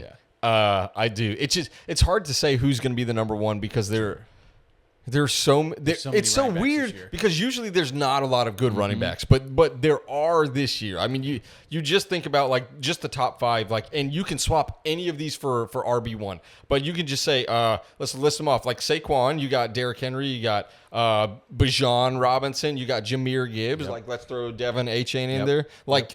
Already there's 5, and those are just the first 5 that come to mind. Christian McCaffrey. Yeah, Christian McCaffrey. I mean, Didn't even he's talk on about the list. Yeah, exactly. I mean, there's a ton of guys that could finish. You could here. swap any one of those people. I Brown. could believe seeing Chase Brown. I love Chase. Yeah, he's not going to be an RB1. Whoa. Shots fired. He'll be RB1 on his team, Who's probably. our Bengals fans? Come on. Yeah. Boo this man. But yeah, I mean, I'm not gonna say he could be RB1, but if it happened, it wouldn't surprise me. Yeah. Well, it'd be a little bit shocking, but I wouldn't be like, I can't believe that happened. You know what I mean? Like he's so good. As a Broncos fan, you've seen Devin A-Chain as his as a backup, he had like 200 yards against us. Like, at it his was so full stupid. powers. Yeah. And I think I'm mispronouncing his name. A-Chan is how he likes his last name to be pronounced. Where were you this year? Or this episode? Last week you were correcting all my pronunciations. Oh, you didn't even have A-Chan. I think that's it. Yeah. It's so hard. It just Yeah. feels so much more right. Well, to be because you A-Chan. don't know which one is wrong, and you don't want to like sound stupid. 100%. Dude, I love this take Love because it. I love it. Yeah. he is the kind of guy that has the speed and the breakaway ability to have an outlier season. To be an RB1, you have to have an outlier season. Look at Saquon last year. You know, he scored all these big touchdowns close to the end of the year to hit over 2,000 yards. I mean, like, it's I think Achane definitely can do this. It very much depends on the offense. Yeah. You know, as a whole, you know, Tua staying healthy. And that's what I was going to say. And Tyreek Hill and Jalen Waddle. Like, Waddle needs to stay healthy and not keep coming off in the middle of the game. Tyreek, he's like dealing with something there's already. A lot of like weird vibes right now, and you know, the Dolphins are kind of a sinking ship. This could be like their last hurrah before they start selling off pieces. Right. And so I think this could be the year, but a lot of things have to break right. So I love this take. Yeah, that's a good one. All right, next. This is from a bonehead named Byron. Byron's in one of my fantasy leagues. What up, Byron? He was one of the guys mad that I made that trade this morning. So do this one last. I feel like that. You want this one last? Yeah, let's do that. All right, we'll do this one last. Byron, we'll be right back to get after you. This is from another bonehead, another guy who's mad at me for that trade this morning. David, Mr. David Roberto. Fun fact, David went to or taught Jeremiah Love in high school, I believe. Jeremiah Love, the running back for Notre Dame. So he, for the last 2 years, has been calling Jeremiah Love like a star and a stud, and he's going to be the 101 in dynasty leagues the year he comes out. And Jeremiah Love played awesome last year. Yeah. Awesome last year. So I will give props to Dave. He also judges people a lot by their faces when it comes to analysis. So there's that. So he says that Ricky Pearsall becomes a top 15 wide receiver in the league.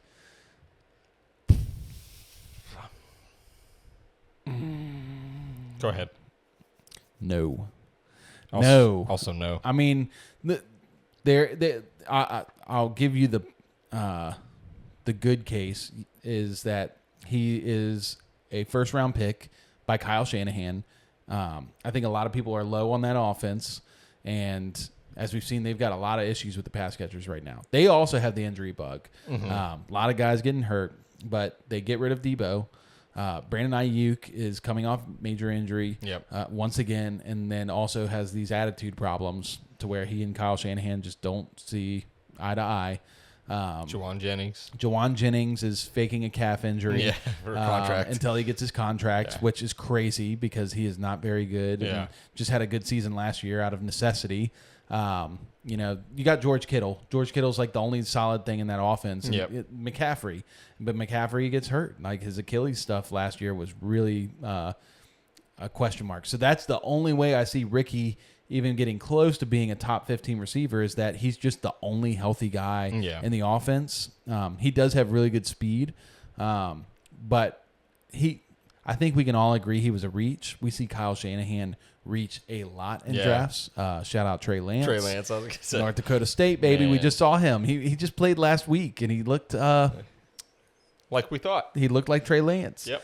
I just don't see this happening at all. If anybody's going to be top 15 in that offense, it's going to be George Kittle. There's just too many wide receivers. Yeah. Like, if you say like top 25 wide receivers, I could see it because if you're like the number one over there, like I could see that happening. But I don't know. I mean, they're top 15. Top 15.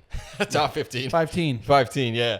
Top 15 is like there's so many good receivers. I mean, like you'd probably put like look at Cincinnati. You probably have like two of the top 15 on one team right there. Yeah. I don't. He would need to get like 150 targets on the year. Yeah, like, that's just a lot, and he'd have to catch a lot of those. And that's a question mark. He had one good game last year. There's a 6-game span that he came back from getting shot, and he did get shot last year. So he's a dog. Yeah. Like he got shot, and he went back and shot the guy that took his chain. Like I mean, nuts. So crazy. But I don't see it. I don't think he's shown enough to me to even want to give a hot take like that. But hey, go ahead, Dave. It would be cool if he just like it blew would be up. cool. Like if he just went off and, you know, all of a sudden he's like this top wide receiver out of nowhere. Like that would be so cool. Yeah. What a redemption story. Like Right. getting shot and then just, you know, coming and ripping up the NFL next year. Like that'd be so 100%. cool. Dave is also a Patriots fan. So Okay. boo this man. Boo this man. Yeah. All right. We're going back to Byron. Well, I got one more. You got one more? So, yeah, so we did a giveaway for a jersey and a Yep. shirt, and this guy's name is Brian who won it actually. Good job, Brian. Way to win. Anyways, he said that he's an Eagles fan. He said that Jihad Campbell is going to win defensive rookie. Love it. Yeah, defensive rookie of the year. Love that. I dude. love it too, man. Yeah. You look at like any great defense, you could just like take out a piece and plug in another piece, and they could just like kill it. Like they could do so well, and that's what you can do with a defense like the Eagles. Like you can just take somebody out, you can put somebody in, and they can have so much success. Like you see it all the time. And I know I talk about the Broncos a lot, but you talk about like the 2015 defense. Like you had Malik Jackson right there in the middle going crazy. So he gets immediately signed to the Jacksonville Jaguars right after that. And he had like a good year right after that. But then after that, he just fell off a cliff. Right. And it's just because you put people surrounded by so much extra talent, like, and they just look incredible. And Jihad Campbell, like, he's got a real shot here to just look absolutely incredible. Exactly. What a steal. Yeah. I mean, they got him 32nd overall in the first round. And Howie Roseman was just like ecstatic, over the moon. rushing to the podium to get him. He should have gone way earlier. Yep. He's an off-ball linebacker that can play the edge.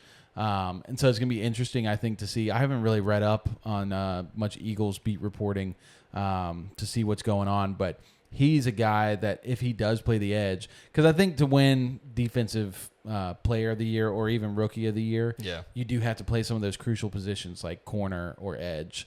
You know, but if he does play more edge, I could see him, you know, winning defensive rookie of the year. In a very flat class of defensive talent, I definitely think that Jihad kind of could stand out. And it, like you said, he's on a team with a lot of talent, so there's not a lot of pressure on him to be the guy. Right. You know, he gets to be himself and just play well. So I love that take. Yeah, such a good take. Great take. Not super hot, honestly. Like now that we talk about it, you're like, that's very realistic. That feels pretty reasonable. Yeah. It's a hot take because I haven't even thought about it. Right. All right, now we're getting to Byron. We're going to go quickly through this one. Let's do it, buddy. Because Byron is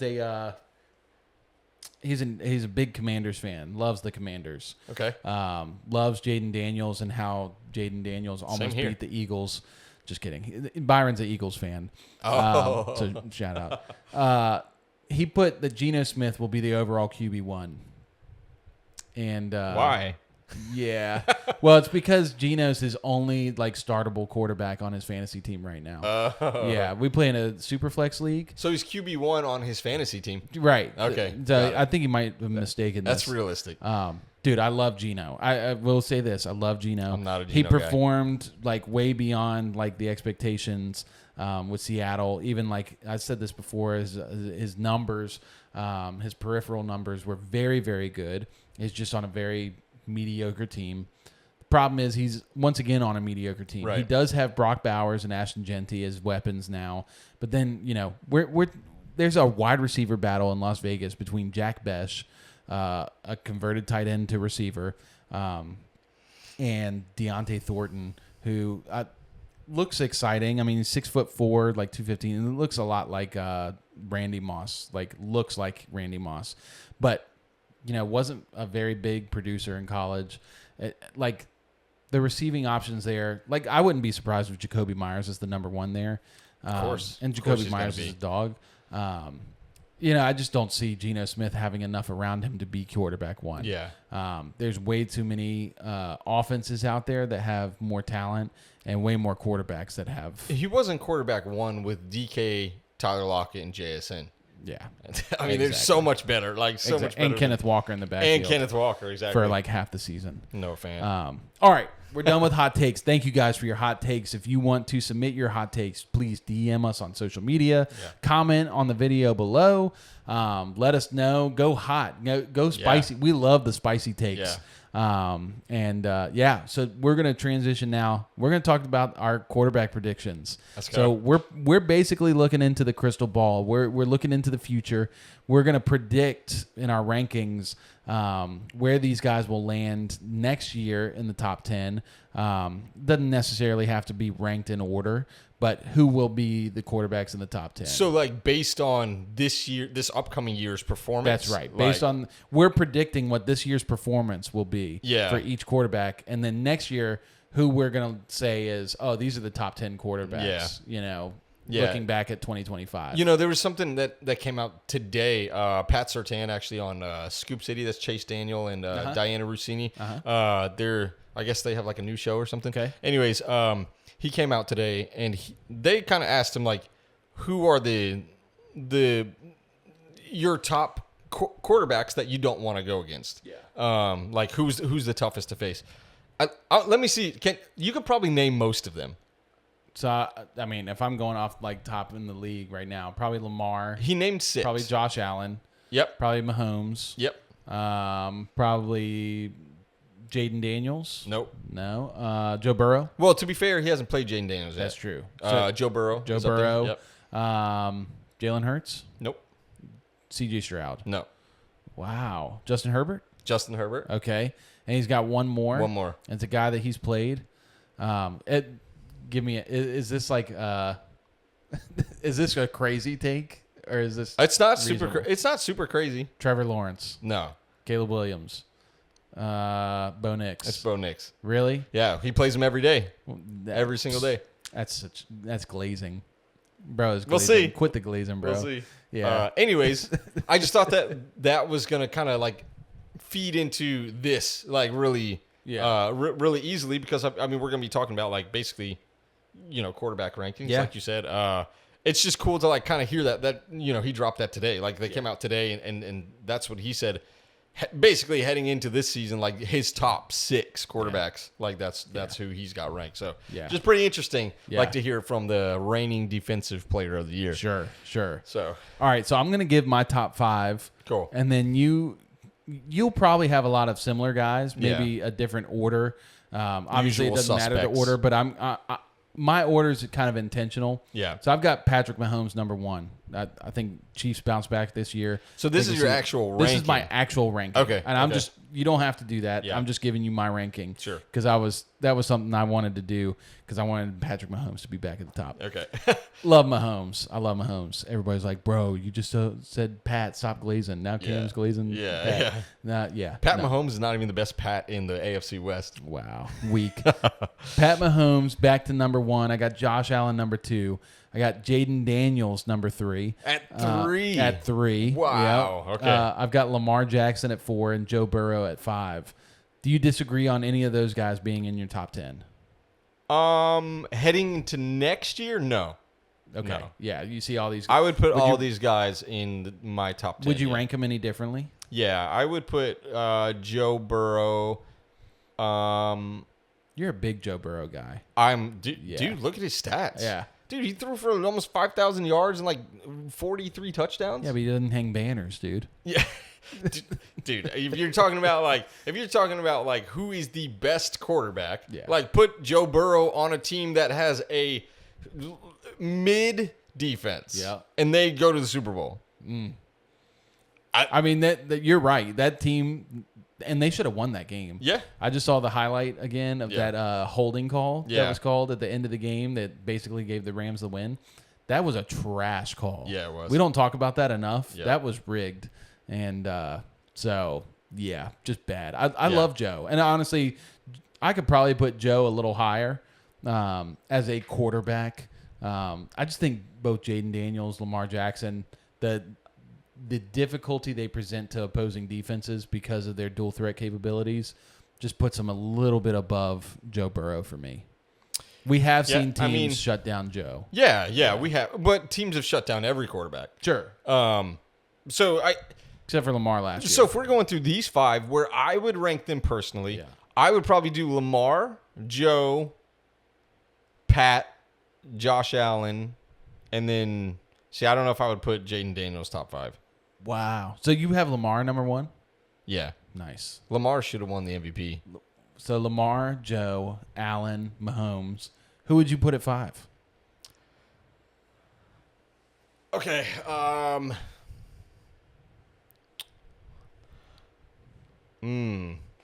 Heading into next year. Yeah.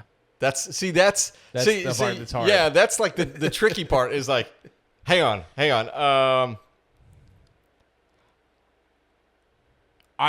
I would probably put Jalen Hurts at 5. Yeah.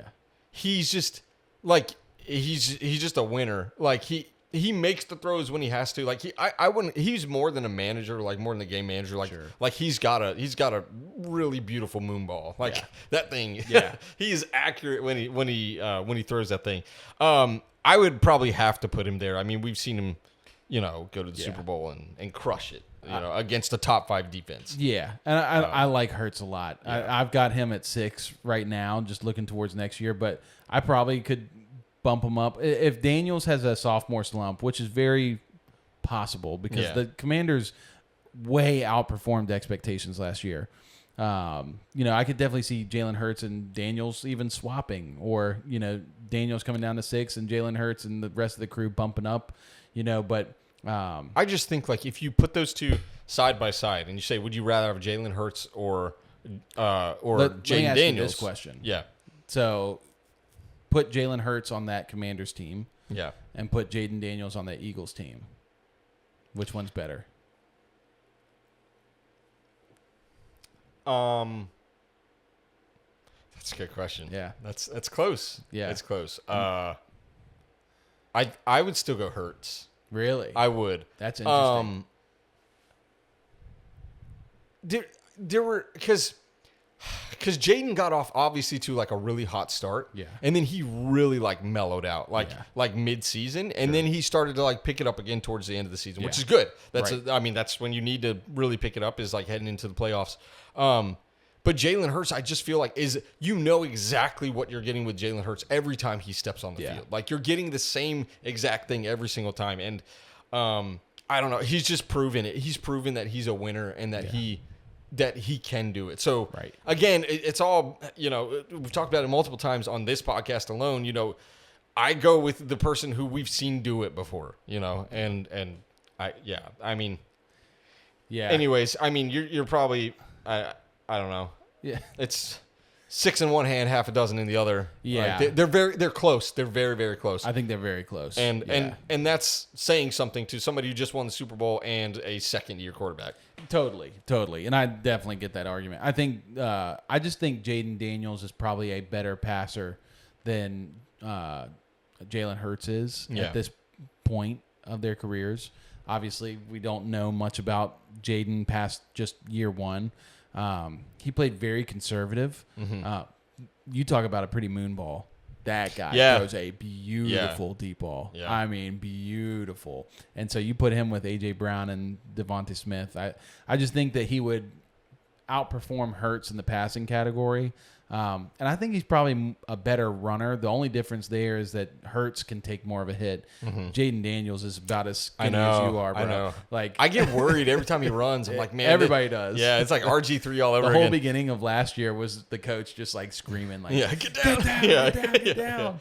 And he just played smart ball last year. Yeah. And that was really, that was a very special team last year. Yeah.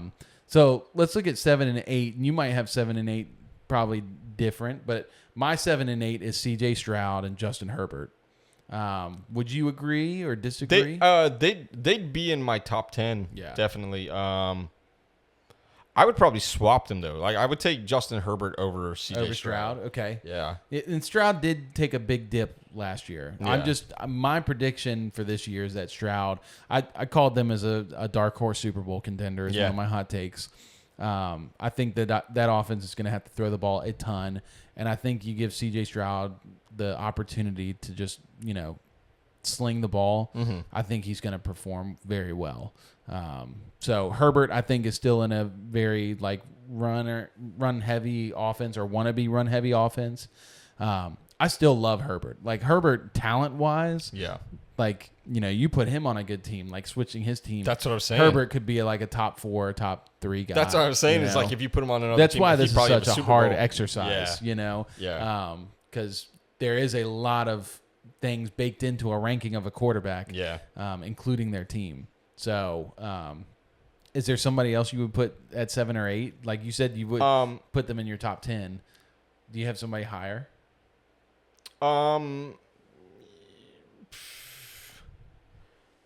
See, I struggle. It's trying to look into the future. Yeah. Like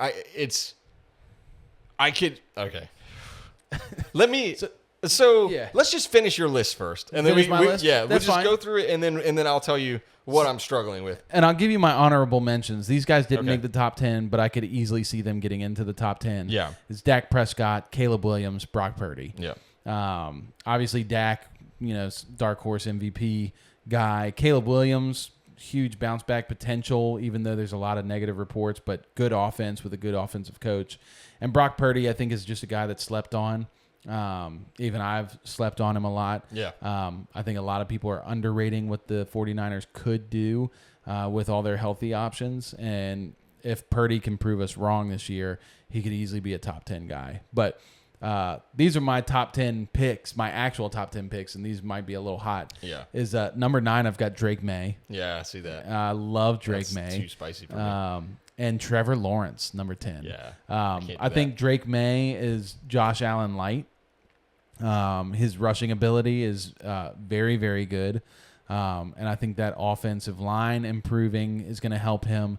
And he's just a smart player, like a good, his head is, he's just a very intelligent, football IQ guy. Yeah, that's what I was looking for. Trevor, this is probably the hottest take on the list because Trevor has been pretty abysmal most of his career, but his rookie and sophomore seasons were really good. Like he threw a lot of turnovers, but he reminded me a lot of Andrew Luck in that way because Andrew Luck was a guy who's just a gunslinger, and he threw a ton of interceptions in the first couple seasons that he played. And I think that was where Trevor was heading. Then, you have all the issues with not having weapons. You have the Doug Peterson issues. You have the Urban Meyer, just that trash with Urban Meyer. I think this is finally the chance where Trevor gets a shot to show what he's got. And it's hard for me to forget that he had elite traits. Like he was touted as the best quarterback prospect since Andrew Luck when he came out of college. And we were talking about Geno. We were talking about who's the other? Sam Darnold. Yeah. Ryan Tannehill's another guy. A lot of these guys, they have these elite traits coming out of college. They go early and they disappoint early because they are drafted to bad teams because they're drafted earlier. And then later in the career, it's like they've sat and played the backup role for so long that they've learned the game. The game slowed down for them, and they get into a system that is good to them, and they're able to perform really well. So I'm just betting on Trevor Lawrence just blowing it out of the water. I think with the offensive weapons he has and the coaching that he has, I just think it's almost even a lock for me. So, all right. I've said enough. I want to hear the rest of your top 10. And I can almost guarantee Bo Nix is going to be on there. We'll see. Hot take? We'll see. All right, hit me with it. Okay. So, my top 10 for next year, obviously. So, based off of what's going to happen this year, your usual suspects. You have Josh Allen, Lamar Jackson. This is not in any order. I mean, the top 5 were probably very close to They're kind of interchangeable. Yeah, exactly. Josh Allen, Lamar Jackson, Patrick Mahomes, Joe Burrow, and then, like I said, Jalen Hurts. Those are probably going to be my guys. I would agree that the next 3 somewhere would be. See, I might even put Justin Herbert 6. Yeah. Go for it. Put him 6, and then I don't know where.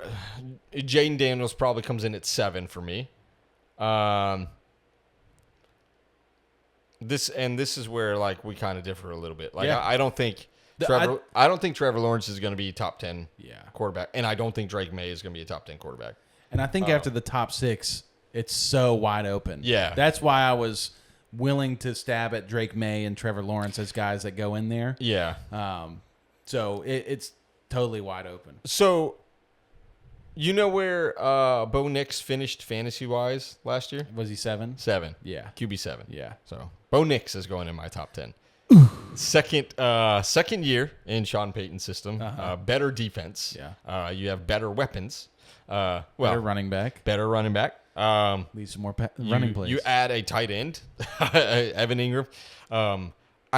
Everything is point. If he can do, he doesn't even have to be better. If he can just do like what he did last year, like he's gonna tear it up. And that's with him going through the first 2 games without any touchdowns and 4 picks, and he still finished QB 7. Right. Anyways, so Bo Nix is in my top 10. Where am I at? Is that 8? That's 7. That's 7. He was okay. 7. I don't know if I'll put him 7. Yeah. But he's in these next 4, like 7, 8, 9, 10. Caleb Williams is in my top 10. Wow. Yeah. Yeah, you've been sipping the Bears Kool-Aid. I just think. I mean, again, Ben Johnson effect. I'm with you. Yeah. I'm also sipping from the same bowl. Well, you look at Caleb's stats, and they weren't bad. Like, from a quarterback perspective, I think he had like 3,800 yards in his rookie season. And I don't remember how many touchdowns he had, but when you actually look at it on paper, it's not bad. It's just, again, a very terrible situation. You just talked about it. And I think the only thing that concerns me is like more of his peripheral stats. Like you said, his overall stats weren't too bad. The biggest thing that scares me is his sack rate. Yeah. Which it's the Russell Wilson. Me and you both saw the Russell Wilson thing. Caleb Williams does that a lot. And, there's just some other things that weren't really that good. But I love that. Like I said, he was my honorable mention. I actually had him at 10 and swapped him for Trevor Lawrence. Yeah. So, CJ Stroud is also in there. So that's 9. Yep. And then my 10th one, also I've been struggling with a little bit. And I think so this is kind of spicy too, just because I can't decide. I think I'm going to put Michael Penix up there. Wow. I think that Michael Penix could have an insane year. Dude, I love that. Yeah. I love that. I like the Falcons. I like them a lot. But so I was struggling with him with Baker and with Brock Purdy also. Right. That's who my list of 10 was. But may as well go for it. Just go for it. Yeah, go for it. Yeah. I want to see Michael Penix in the top 10. He was my favorite quarterback coming out of that draft. I mean, my favorite quarterback now is Bo Nix. But, right. But I really wanted Michael Penix. And so when we went to the Falcons, I was like, this sucks, dude. Like, I'm so irritated. Like, we didn't get him. But yeah, I'm a big believer in him. And I mean, he showed us flashes last year, you know. Yeah, he did. At the end of the game or end of the year, like, he looked really good. So I think he's got some really, really nice weapons out there. And, I think that he could tear it up. Like, it's an easy division, even though the Bucks, he can slice up that defense, and you don't have. You're going to get 2 easy wins with the Saints, and then you'll probably split with the Panthers. Maybe you might sweep them too, and you're talking about like 4 division wins right there, assuming you don't beat the Bucks. Well, and the big thing too is that division shapes up to be a lot of shootouts. Yeah, the Buccaneers and Panthers specifically. So he's going to have to sling the ball at least 6 games out of the year. Yeah. I mean, I love the conviction on this, honestly. He was a guy that crossed my mind. Yeah. And you can call me a coward because I'm maybe a little bit of a coward. Backed on it. out. I think the only thing that gives me hesitation on him is just the fact that we've only seen him for 3 games. Right. And this is almost like his rookie season. I'm glad he played at the end of last year to kind of break off that or knock off the initial hit of jumping into an NFL game. Yeah. Well, I mean, Patrick Mahomes. He played Right. one game his Right. rookie season. Yep. Last And then game he of the year. threw like 50 touchdowns in year 2. So Yeah. Yep. The GOAT, man. The GOAT. I'm not saying that. But man, okay, so Bo Nix, CJ Stroud, Caleb Williams. Well, actually, Caleb Williams, then CJ Stroud. So those Right. weren't in any particular Okay. order. That's kind of just a grouping. Yeah. They're probably a similar tier. They're Gonna be like- all like kind of like very similar. Yeah. Like I just that section after like 6. I love Like, it. Yeah. I think we're going to look back on this quarterback class from 23, 24, the Drake 24, May. yeah. So the Drake May, the Michael Penix, the Bo Nix, the Caleb Williams. Yeah, it could be insane. That's a really good draft. Spencer Rattler, Spencer Rattler. I feel like there's one guy that I'm forgetting. Jaden Daniels. Oh, Jaden Daniels. Yeah. Yeah, of Yeah, course. forget about him. The guy. That might go down as a legendary quarterback class. Could be. So I think this was a good exercise because Yeah, it kind of it's fun. shows kind of our convictions, where we're at, what we're looking forward to in the season. But yeah, I mean, that's all we got today, right? Yeah, man. All right. Cool. That was fun. It's a good idea. Thank you. Yeah. We'll hit some new things next week. But that's it for episode 3 of the Fan Feed Network podcast. Guys, if you disagree with our quarterback rankings, let us know in the comments below. Like, tell us who you think is going to be top 10. Tell us if you think that Michael Penix in the top 10, Penix, It's close. or Trevor Lawrence is just an absolute reach. Yeah. And or tell us, yeah, you're with us, ride with us. Make sure you follow us on all our social network, guys, at FanFeed Network, Twitter, TikTok, Instagram. Yeah, we talked about it a little bit. We just did a giveaway. We're giving our guy Brian a jersey and a shirt. He's getting a The Eagles? midnight green. Yeah. Cooper DeJean jersey. What a great selection. Yeah, I that's like a good this one. guy. I was like, yeah. I I was need like, to that's follow this good.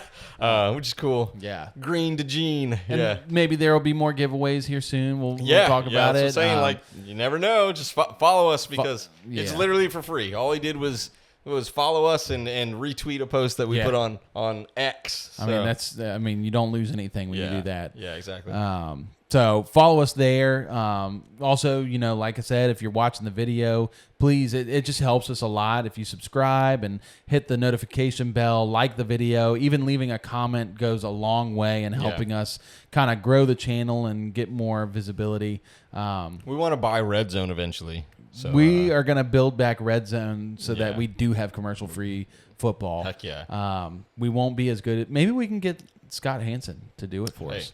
Yeah. I mean, who Scott, knows? if you're watching. Scott, we got you, baby. Yeah. If you got a hot take of your own, DM it, tweet it, or hit us at the Hot Take Hotline.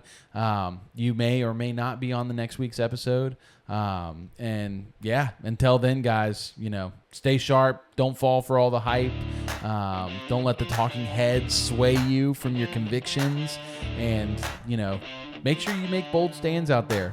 Make the takes you believe in. Say what you believe, and just stick with it. Michael Penix, top 10. Michael Penix, top 10. All right, guys. Football's back, baby. We will see you next week.